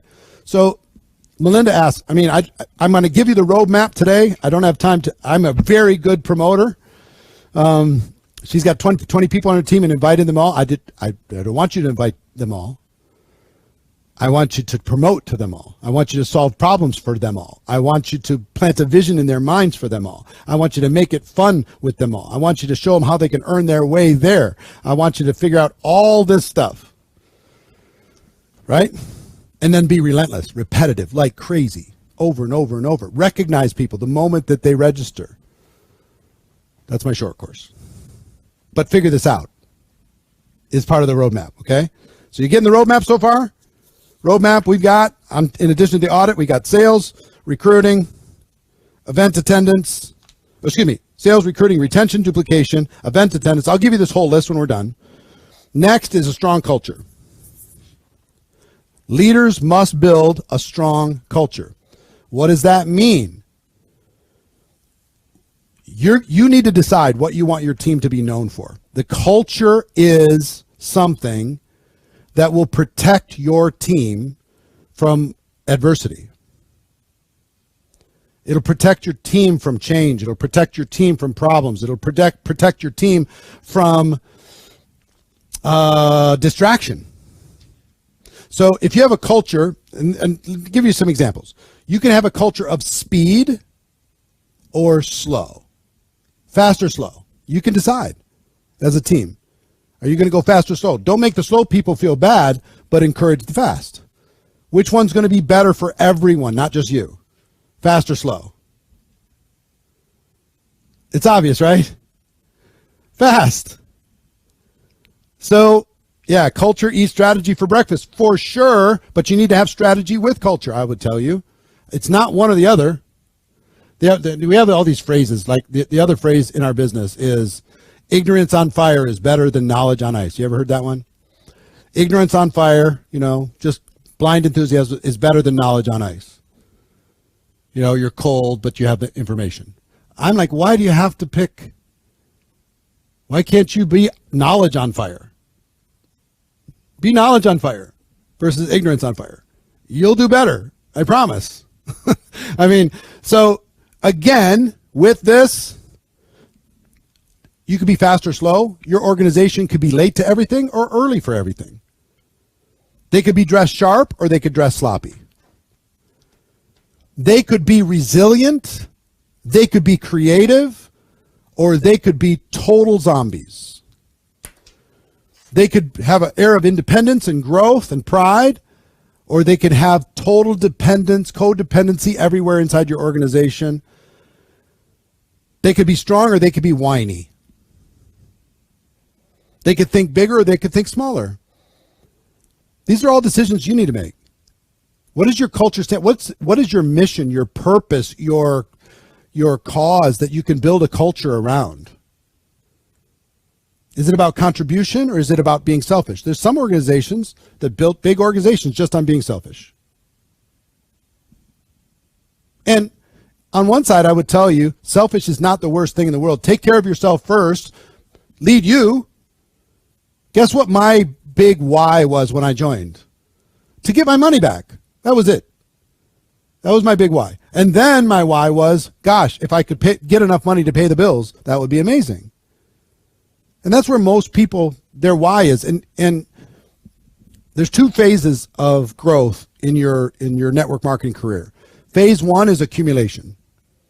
And do not apologize for earning. Do not apologize because you will have earned it. Do not apologize for your income. Don't apologize for your success. Don't apologize for your rank advancement. Don't poor mouth it. Don't diminish it. Like when you're taking off in the airplane, in the case of an emergency, put your oxygen mask on first. You've got to be strong for your team. You need to lead you. Then you help others. After you put your oxygen mask on, get the accumulation. Then help others. So phase one is accumulation, but if you stay in accumulation, it gets really empty. How many stories do you need to see where a person has all the money and they're unhappy? Because they're still chasing more and more and more and more and more. Phase two in a network marketing career for you is contribution. It's so good. The fuel that you get from contribution, helping others, it's endless. Why do you think I'm doing this today? It's about contribution, not about accumulation. So when you you can teach your team this as well. In culture, phase 1 in our team is about accumulation, get your needs met, take care of your family. Phase 2 is about contribution. Because if you don't do that, let me tell you what happens in some cultures. This phrase, have you ever heard this? Do for 3 to 5 years what other people won't, so you can have for the rest of your life what other people don't. Put a 1 in the chat if you ever heard something similar to that. Now, back to my mention to you about entrepreneurs. Show me an entrepreneur that's only willing to do something 3 to 5 years and then they're going to be done. Show me one. They don't exist. A lot of employee-minded people have that mindset. Oh, if I could have that and retire, it'd be amazing. And guys, please don't put numbers in, phone numbers and contact information in the chat. Appreciate it. So here's what true entrepreneurs do. They do for 3 to 5 years, and then they reinvent themselves, and they do the next 3 to 5 years. And then they reinvent themselves, they do the next 3 to 5 years. I can't even conceive of the idea of retiring. It doesn't even make sense. Why would I stop creating, contributing, helping, supporting, coaching, mentoring? Why? Why? I know this cold. I know network marketing like a handful of people in the world. Why would I go home with all that knowledge when I can take it and apply it to more people?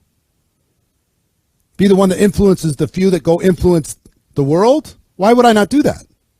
But guess what happens? Because we say do for 3 to 5 years what other people don't, so you can have the rest of your life with other people won't. After 3 to 5 years, somebody's making $10,000 a month. They quit. They stop building. They won't tell you that they quit. And emotionally, they won't think that they quit, but they stop doing what got them there in the first place. How many of you have people on your team that at some income level just stopped building? Put a 2 in the chat. If you have anybody on your team that got to some income level, just stop. Stop cold. This is a culture problem. This is a culture and a leadership problem. If you build a stronger culture, there will always be the next thing, the next person that you can help, the next country that you can serve, the next family that you can change forever. But it's common because culturally, we try and, as an employees work in order to be able to rest. That the goal is rest for an employee-minded person. They work till 5 so they can rest. They work till the weekend so they can rest. They work till their vacation so they can rest. They work to retirement so they can rest. That's their whole goal. Entrepreneurs are not about that. That's not how they're wired at all. And I want more of you to be entrepreneurs, not just self-employed people. So strong culture. What do you want to be known for, and how are you going to strengthen that culture? Next, number 8. And I'm going to move a little faster now. And we'll go for about another 30 minutes, if that's okay. I'm going to go about maybe 15 minutes over what I plan to do. But I get excited when I start sharing this stuff. Next is strong skills. What is your system for building skills within your organization? What is your system for building skills? Do people know how to find prospects? What's your system for it? Do they know how to invite, to get people to take a look? How? Did they know how to present to people effectively, either with a tool or with a story or some for a third-party event or something? How do they get the information to a person? Do they know how to answer questions? Do they know how to overcome objections? Do they know how to enroll somebody either as a customer or as a distributor? Do they know how to get a person started effectively? Do they know how to promote events? These fundamental skills that I talk about in GoPro, those skills, what is your rhythm and process for educating your team? This is where we lost our farm team. We have Formula 1 and 2, 3, and 4 kind of gone. The skill set of those people, really low. Really low. And I could, poll you on each one of these skills But if I just ask you in general, on a scale of 1 to 10, on the skills I just mentioned, how skilled is your team? If you took them all as a one big average, how skilled is your team? This is your opportunity. But you have to create a training and skill building rhythm. Rhythm is a very important word because you don't have a static organization that you just train one time. Your organization changes every day. There's new people joining every day. What's the rhythm for the new person? What's the rhythm for somebody who's been in for 90 days? What's the rhythm? Because you're going to, well, I just talked about finding prospects last week. Well, there's people that haven't heard that talk yet because they joined since that last training. What's your rhythm for them? What is your process? Here's the goal. You want to create thickness of skills. The highest skilled team wins. Because if you have higher skills, you'll have more confidence. When you have more confidence, you'll take more action. When you take more action, you're going to get better results. And it's going to make you want to develop those skills even more. But since your organization, scroll through the numbers on skills. And I would say to Leah and Amal, your skills are a 10 or a 15. No, they're not. No, they're not. I could play 20 questions with your team right now, and it would be embarrassing. I could pick anyone from your team, and I can have them describe their skill set or try to recruit me.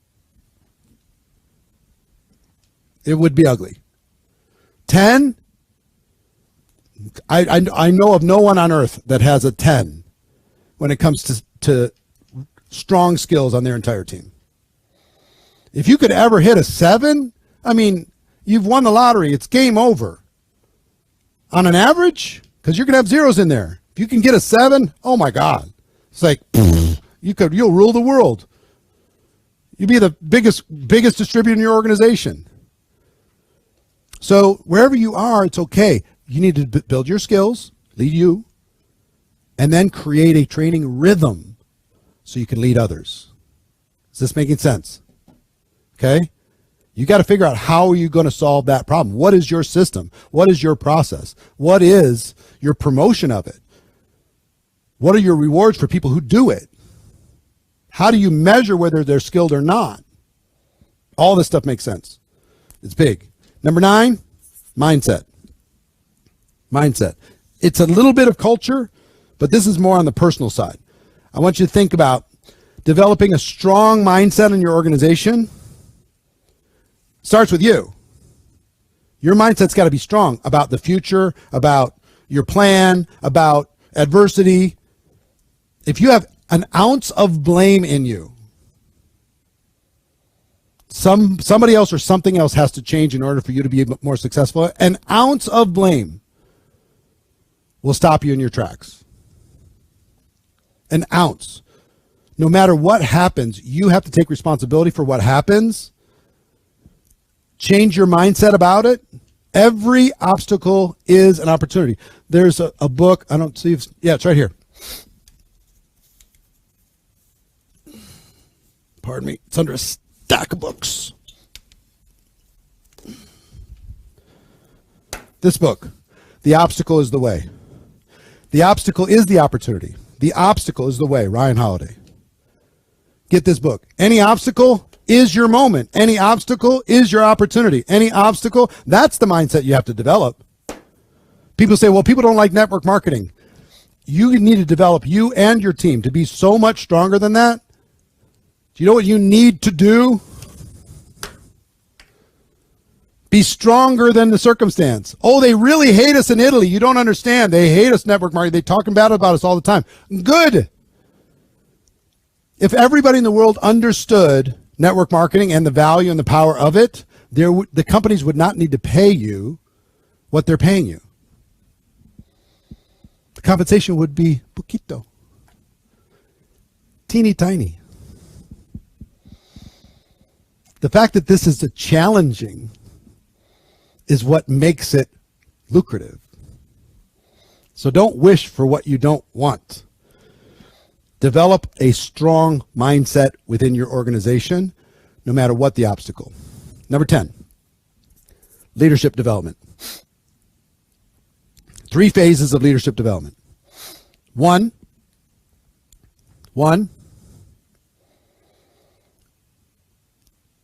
to identify somebody who has the potential of being a leader. Who on your team? Take inventory. This is part of your inventory. And here's a quick test. Who is willing, coachable, and hungry? That is the absolute requirement. If you don't have those 3 things and all 3 things, you cannot afford to spend time mentoring them. You need to tell them that up front. You can plug into group time, plug into group stuff, but if you're willing, coachable, and hungry, then I'll mentor you forever. Willing, coachable, hungry. Okay? So you need to identify regularly who's willing, coachable, and hungry. Who wants to change their lives? Who wants to go after this? And then step 2, mentor them into the 5 characteristics and attributes that I talked about earlier. Mentor them to be independent, problem solver, consistent, big vision, and create action. Mentor them on the systems. Mentor them on teaching to teach. Mentor them on duplication. Mentor them on all of this process. Because again, all you need is about 20 on average that have these 5 attributes to be a very big earner. So 1, identify. 2, mentors. 3, stay in good relationship. Most of the drama, almost all of the drama in network marketing is between leader and leader, or earner and earner, because you don't stay in good relationship. I would tell you, pay special attention and give special time and treatment and recognition and affection for the people who don't need you. The people who are amazing. Because if you fall out of a relationship with them and they don't feel appreciated over time, I'm telling you, there's going to be drama. There's lots of drama upline and downline. Tons of drama upline and downline. And it stems from the cause, the core of it is they didn't stay in good, respectful relationship with them. They developed, and then there was a separation, and now there's division. And there's distraction. And that distraction will cause your team to do less than they were going to do. Your goal is to get them to do more. So it's very important that you stay in strong relationship with your leaders. Okay? Number 11. Global or regional expansion. What is your system for growing outside of your backyard? How many countries does your team operate in? Put in the chat if you know the number. Jihan says, how do you make people obey in the first place? You don't. You give them assignments. If they're willing, coachable, and hungry, they'll do it.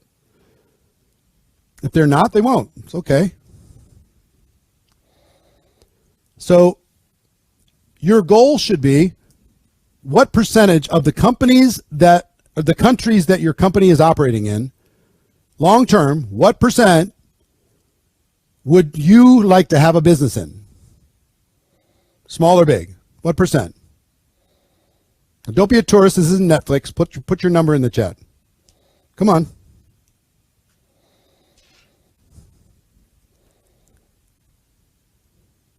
Why 50%?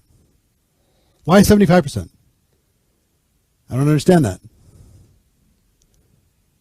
If you have the ability to have all, why wouldn't you try to have all? But in order to have all, you need to have a plan. How are you going to reach out into those markets? How are you going to identify leaders? It's never about geography. Just so you know, language barriers is nothing for a leader. Adelaide, don't worry about language barriers. It means nothing. You want to go build in France and you don't speak French? Solve the problem. Find some bilingual French and English speakers and start there. It's not that big a deal. So you got to have a strategy for this. This needs to be part of your awareness. It needs to be part of your game plan.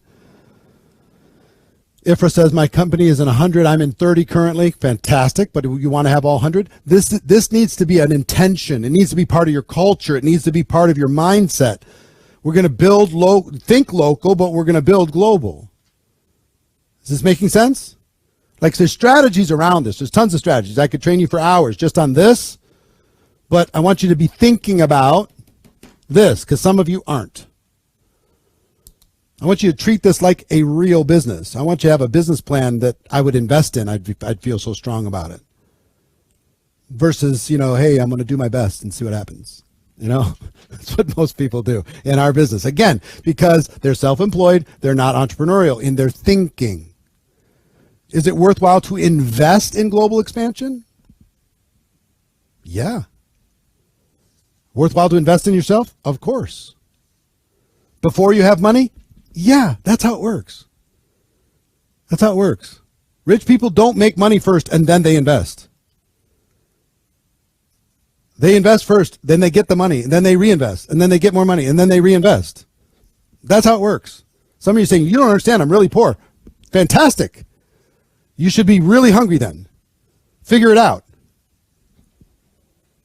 Say no to some things so you can say yes to your future. If you can delay some gratification for just a year, you can change your whole life. You can change everything. But you got to say no to some things that maybe are some of your favorite things for a couple years in order to have a completely different life for the rest of your life.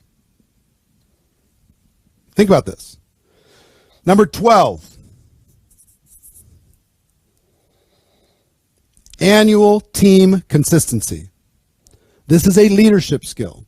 And I'm just going to talk on it briefly. Again, I could train for a long time on it, but how do you cause your team to be consistent every day of the year? Well, you don't understand. In August, everybody in my country takes the month off. How are you going to keep your team productive during August? How are you going to cause your team to be productive during the holidays? What are the down times of your year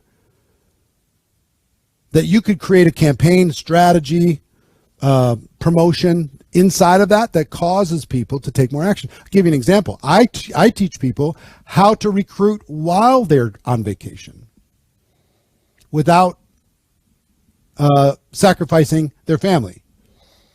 Wouldn't that be an interesting topic? Because you can recruit people and start to have more people, if let's say you're going to the beach somewhere, there's going to be people from many, many different countries on that beach that are looking for something because they don't like what they're doing right now. And you can build a relationship with them over the week that you're sitting there. And at the end, they could be educated on what you have. They go home to their market, which you don't have anybody in. And now you can have somebody started in that marketplace. See what I'm saying? So your annual team consistency is up to you. Think about it this way. How many of you have ever been in retail? Put a 1 in the chat if you've ever been in retail. Anybody? Bunch of you. Retail has a calendar. It has seasons. In the spring, they're from a corporate perspective, they're not talking about the spring collection. They're talking about the winter collection of next year. They start planning their holiday campaign from Thanksgiving to middle of November until January 1st. They start planning that in April. You need to do the same. Most of you, summer's already started. You don't have a plan. Our job is to get people to do more than they were going to do. That's our job. And again, you know what's funny? Not everybody who started this Zoom 2 hours ago had enough stamina to make it to this point. So part of this little Zoom today was a leadership test. Do you have it? Do you have it? Are you getting antsy? Are you freaking out? You're like, I got stuff to do. I got clothes to fold, and I've got groceries to go get. And I got your brain's already kicking in, trying to sabotage you. You know what is in the way of most of your success? Your silly little to-do list that will not make you any money. I would teach you how to not do anything that pays you less than $500 an hour. Nothing. Zero. other than things that are loving to the people that you care about. But do you need to go get groceries? No. Do you need to cook meals unless you love it? No. Do you need to clean your house? No. Do you need to do laundry? No. Do you need to mow the lawn? No. Do you need to fix the garage door? No. Just because you're handy, do you need to save $5 in order to be able to fix the toilet handle thing? No. Not if you want to get rich. I don't do any of those things. I don't put gas in my car. I don't change the oil. I don't get tabs on my license plates. I don't do any of that stuff. That's just all taken care of. I have a magical floor in my closet. Guess what happens on my floor? I take my clothes off, I dump them on the floor, and magically they're cleaned and back on the shelf. It's unbelievable. Every day it happens. I just take it off, dump it, and next day, boom, I have a magical bed. It's made every single day. I have magical meals. They're already prepared for me when I'm done with this. Why? Because entrepreneurs spend all of their time doing what they can do best, and they don't lose their life with little to-do lists that are mostly unappreciated anyway. You don't need to play small. You can play big. I can teach you that. I'll give you one more. I don't even know what number this is. It's 12? Is it really? I lost the number there somewhere. Anyway, the next one is to create a process for deep communication and connection with your team. Deep communication and connection on your team. Why is this important? Almost all companies and almost all leaders have a terrible communication process. You know what it is? They send an email which nobody opens, or they post on social and hope everybody sees it, or they tell their leaders and hope their leaders pass it on. Leaders are terrible messengers, or earners are for sure. Leaders are better. Here's a test for you. If there was an opportunity that was incredible opportunity, but it was only good for 24 hours, and it was only available for people on your existing team, how would you get that information to them? How would you do it? If you had a team of 1,000, how would you do it? If you had a team of 5,000, how would you do it? You just call them? Really? You're going to call 5,000 people in a day? Now, see all these things? These are all the strategies you need to have, because it can't just be email, because people don't open emails. Can't just be WhatsApp. It can be. It needs to be all these things. You got to have a comprehensive, deep communication strategy so you can have a connection with your team. Because when other organizations freak out because there's a compensation plan change, you can communicate the benefits much faster and pivot your group much faster than everybody else. Or if there's a new product and there's only limited supply, you want to make sure your team gets it. Or if there's a limited space or attendance at your company convention, you want to make sure your organization gets it as soon as tickets are available. You have to have a system. Almost all of you don't have a system when it comes to reaching your entire team. So I would have you strengthen that. So here's the results that you want from your business. Here's all of them. You're asking for a list. Here's your list. And this is not all, but it's many of the results that you want. Okay, if you want to take a picture of that, you want to screenshot it, whatever you want to do. I'll leave it up there for a minute. Sales, recruiting, retention, duplication, event attendance, strong culture, strong skills, strong mindset, leadership development, global expansion, annual team consistency, deep communication, and connection with your organization. Now, honest question for you. How many of you, honestly, are a little bit overwhelmed with this blueprint and don't quite know what to do in order to leave this thing and turn it into money? Put a 1 in the chat if you're feeling a little overwhelmed. You're hungry, but you're overwhelmed. I figured. You know why I knew this? I've been doing this a long time. Now, I'm going to present something to you that I haven't done in 17 years. I've never done. I have a mastermind that I do, that I coach top earners in network marketing. You have to be earning $250,000 or more. You have to prove that you're earning that amount in order to be part of this mastermind. Average earnings in the group is about $1 million. The cost for being in that mastermind, yeah, here's the pitch. Exactly, Jason. Guess why? I want to help. I want to help. And if you don't want the help, if you feel like you got the roadmap and you can do it, go do it, man. Go do it. I want you to do it. But here's what I believe. I believe I can help you do it faster. I believe I can walk you through this roadmap faster. So it's $30,000 to be part of what's called the next level mastermind. $30,000. And we get together. We have monthly Zooms. We get together. I've never done a mastermind, and I'm a big believer in a mastermind. Two minds create a third and more powerful mind.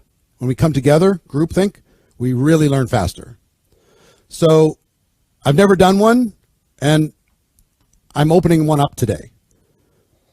And it's limited. It's called the GoPro Leadership Lab. GoPro Leadership Lab. And it's maximum 400 people. 400 serious people. That's all we're going to have inside of this mastermind. And I'll tell you what's going to be in this mastermind. And then I'll invite you, if you're serious, to figure out a way to be a part of this. The first thing in this mastermind is a personal and professional audit. Deep. It includes a workbook of all the questions you need to answer about yourself, all the questions you need to answer about your team. It's a video and workbook that's going to kind of launch you in this mastermind. So this is a kind of done by yourself piece, the audit, and a goal setting workshop. So in the time between now and the actual mastermind is going to start in August. But between now and then, we'll have you do the goal setting workshop and the audit work, the personal professional audit and the goal setting workshop. Have you do those two things to prepare. Okay. Make sense? And this is everything that I would do. If I was working with you personally, one-on-one, you'd need to complete this so I know what I'm working with. That's one. Next, we'll get together every single month for 2 hours. And we'll pick all the topics that I shared today, one topic at a time. We'll go through every topic over the next 12 months, 2 hours. It will include training from me specific on each one of these things and hot seat coaching, where you can have Q&A, you can share what's working, and you'll have replay access to each monthly session. Okay? Until the next monthly session. The monthly session topics are what I just shared with you. Sales, recruiting, retention, duplication, event attendance, culture, skills, mindset, leadership development, expansion, consistency, communication, and more. I would charge minimum $50,000 for this because this is a lot of work for me, because every month there's going to be a workbook with all of the details plus the 2-hour session. Only serious people. Next, there's 2 events over the course of the year. One is a virtual mastermind that we're going to be doing in October, 2 full days of intensive training. So we're going to get kicked off. You'll have your homework between now and August 1st. In August, we'll kick off the monthlies. In October, we'll do a 2-day deep dive. And there's going to be a lot of sharing, a lot of interaction, a lot of Q&A, and we're going to get it refined. I want you to have a business plan, not just a blueprint. I want you to know exactly what to do, a playbook to be able to go, okay? This is included with the membership. And then we're going to have a 2-day, you don't have to attend this, but you're able to attend this. It's part of the reason why we're limiting it to 400 people. In our big studio in Las Vegas, we have room for 400 people. So you can watch at home if you want to, but I would invite you to come to Las Vegas for a 2-day in-person event in our studio where you network with each other, mastermind with each other, game plan with each other, learn from each other. You just got to get here and, take care of your lodging and stuff. But the actual 2-day training, no charge for that. And at the end, on the second day, we'll have an epic after party at my house. Okay? For all of you. Anybody that's part of this. Come to my house, network with your peers. We have an epic house. I mean, it's the Instagram house. It's like pretty amazing. If you've ever been there, if those of you who've been to my house, let them know in the chat. It's super fun, and we'd love to have you. So we'll do it up, and we'll do it big. It'll be fun. So there's some additional perks. So we have all that. We have the pre-work, we have the monthlies, we have the two-day event in October, 2-day event. Did we say the dates? March 6th and 7th. And if you can't attend in person, no problem. You can watch it online. I'd love for you to figure out a way to be there by March. Additionally, we'll give you 12 months of GoPro Insider Prime, which is our daily training plus a bunch of courses. If you already have that, you can gift this as a perk to somebody else, somebody on your team that earned it. We're going to set you up in community. So there's community and accountability in your organization. And you can interact with your peers and find out what's working best for everybody, topic by topic. Like, say, for example, we talk about sales. Then we're going to have everybody in that community share the different sales tactics and strategies that's working for them. And you go, that's a good idea. I could take that. I'll put that over here. So you'll be able to mastermind from everybody and group learn all of that stuff. So you'll also get a GoPro Experience VIP ticket for our big GoPro event that we do December 5th through the 7th. That's a $500 value. So if you add up all this stuff, the whole leadership lab, it's a big number. Like what I would do. And this, some people put these numbers up and they're not real. These are real. This is what I really charge. Okay. If I was doing this one-on-one with you, we're going to do it in a group of 400. So we don't have to do that. Here's the total value. If there's also some, there's membership options here. If you want to join, and put a 7 in the chat if you'd like to join. If money was no object, you'd want to join. Put a 7 in the chat. Okay. I asked you who's hungry on purpose just to see, you know what I mean? This is going to be an investment. It's going to be a stretch. It's going to be an investment in you. You're going to have to decide if you want to do this or not. And if there's a little turmoil, I would just say yes and tell the world, figure it out. Okay. You got two options. It's the membership is $5,997. That's what you can get all of that for. 12 months of all these topics, 2 big events, all the coaching, all the workbooks, all the materials, all of it.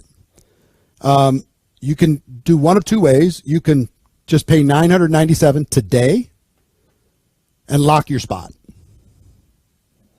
And you can make 5 monthly payments after that.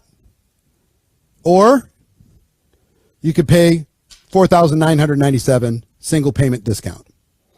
Or I'm going to give you a third option. So one is $997, lock your spot, and then let's earn our way. Let's figure it out for the next 5 months. Or two, pay $49.97 now and lock your spot. Or three, just lock your spot for $997 with the 5 payment thing.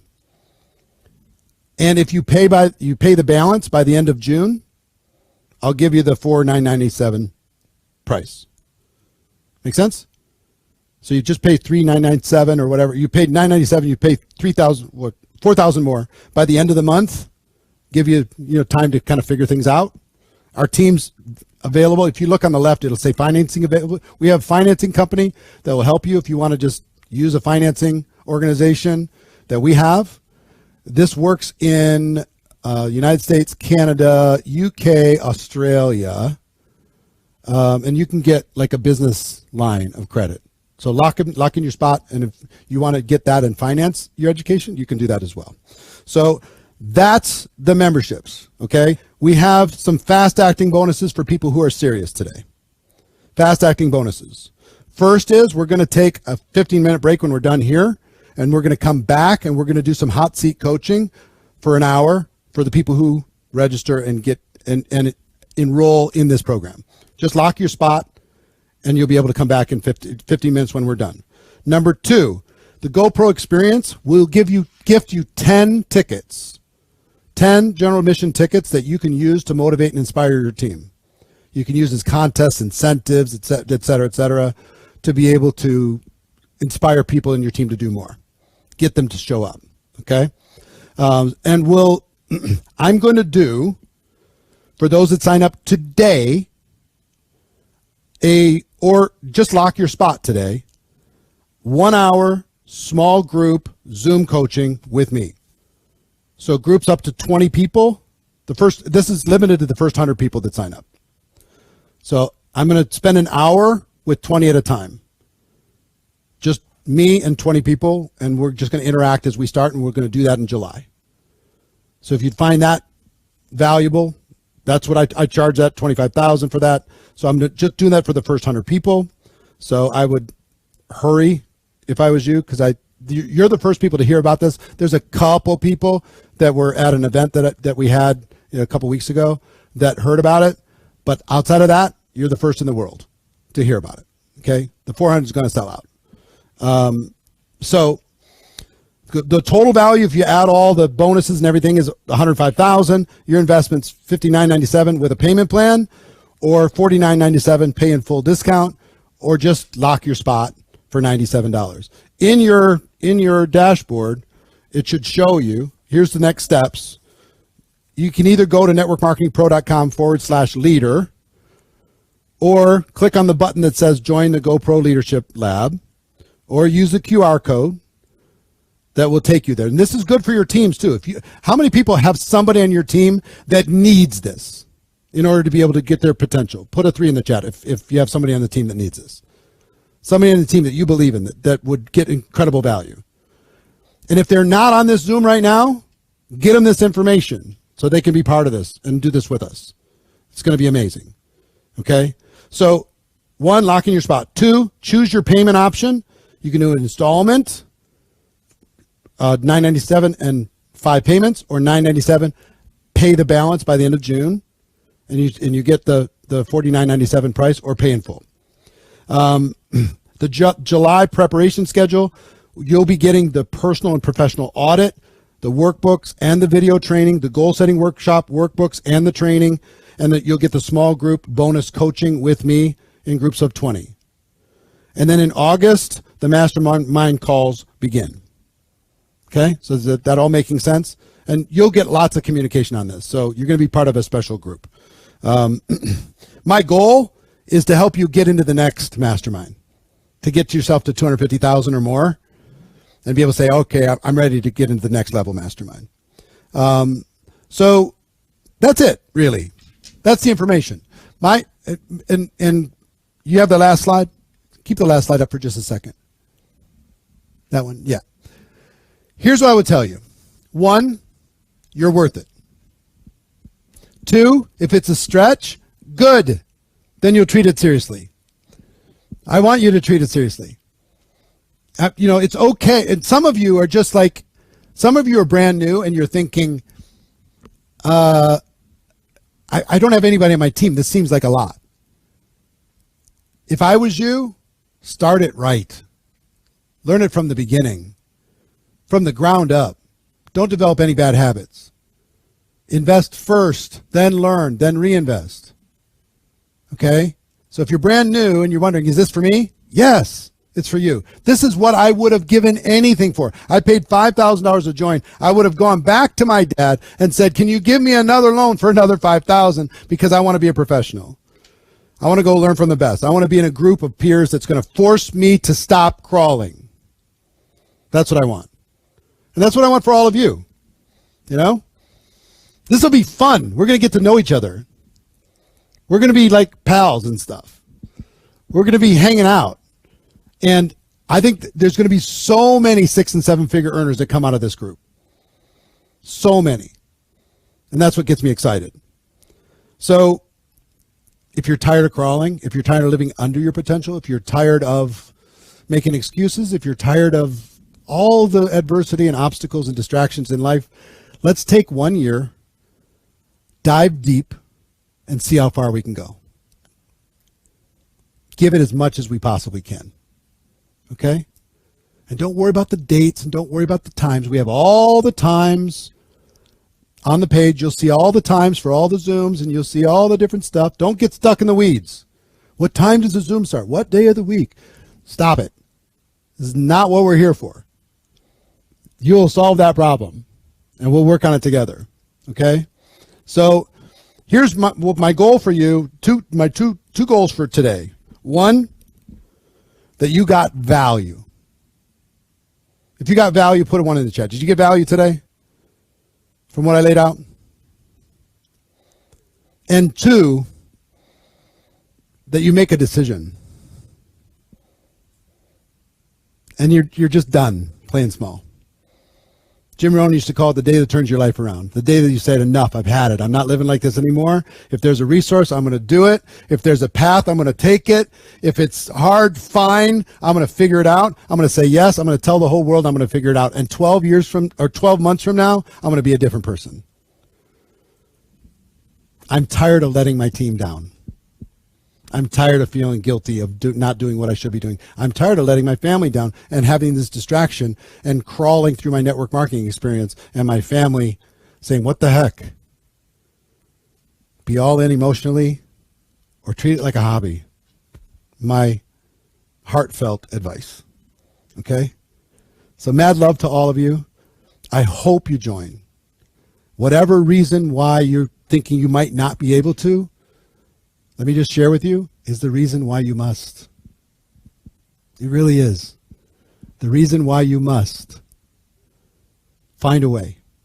Be part of this. Let's help you get to legendary status. It'll be a lot of fun. So for those who lock in their spot, you can select the join the bonus session from your dashboard. Do you see this icon? In your dashboard, there's join the bonus session. I'm going to give you 20 minutes, 19 minutes, until 11:40 Pacific time. Can we do that? All right. I'm going to give you till 11:40 to get that all done, take a bathroom break, grab something to drink or whatever. And then we're going to sit down, do some hot seat coaching. We're going to do Q&A on all of this stuff for those members. So this starts today for you, those of you who are ready to go. Okay. I'm excited to see you in there. Yeah. That's it. Mad love to all of you. Go out there and make your business and your life amazing. And I hope I can be part of that journey with you. All right.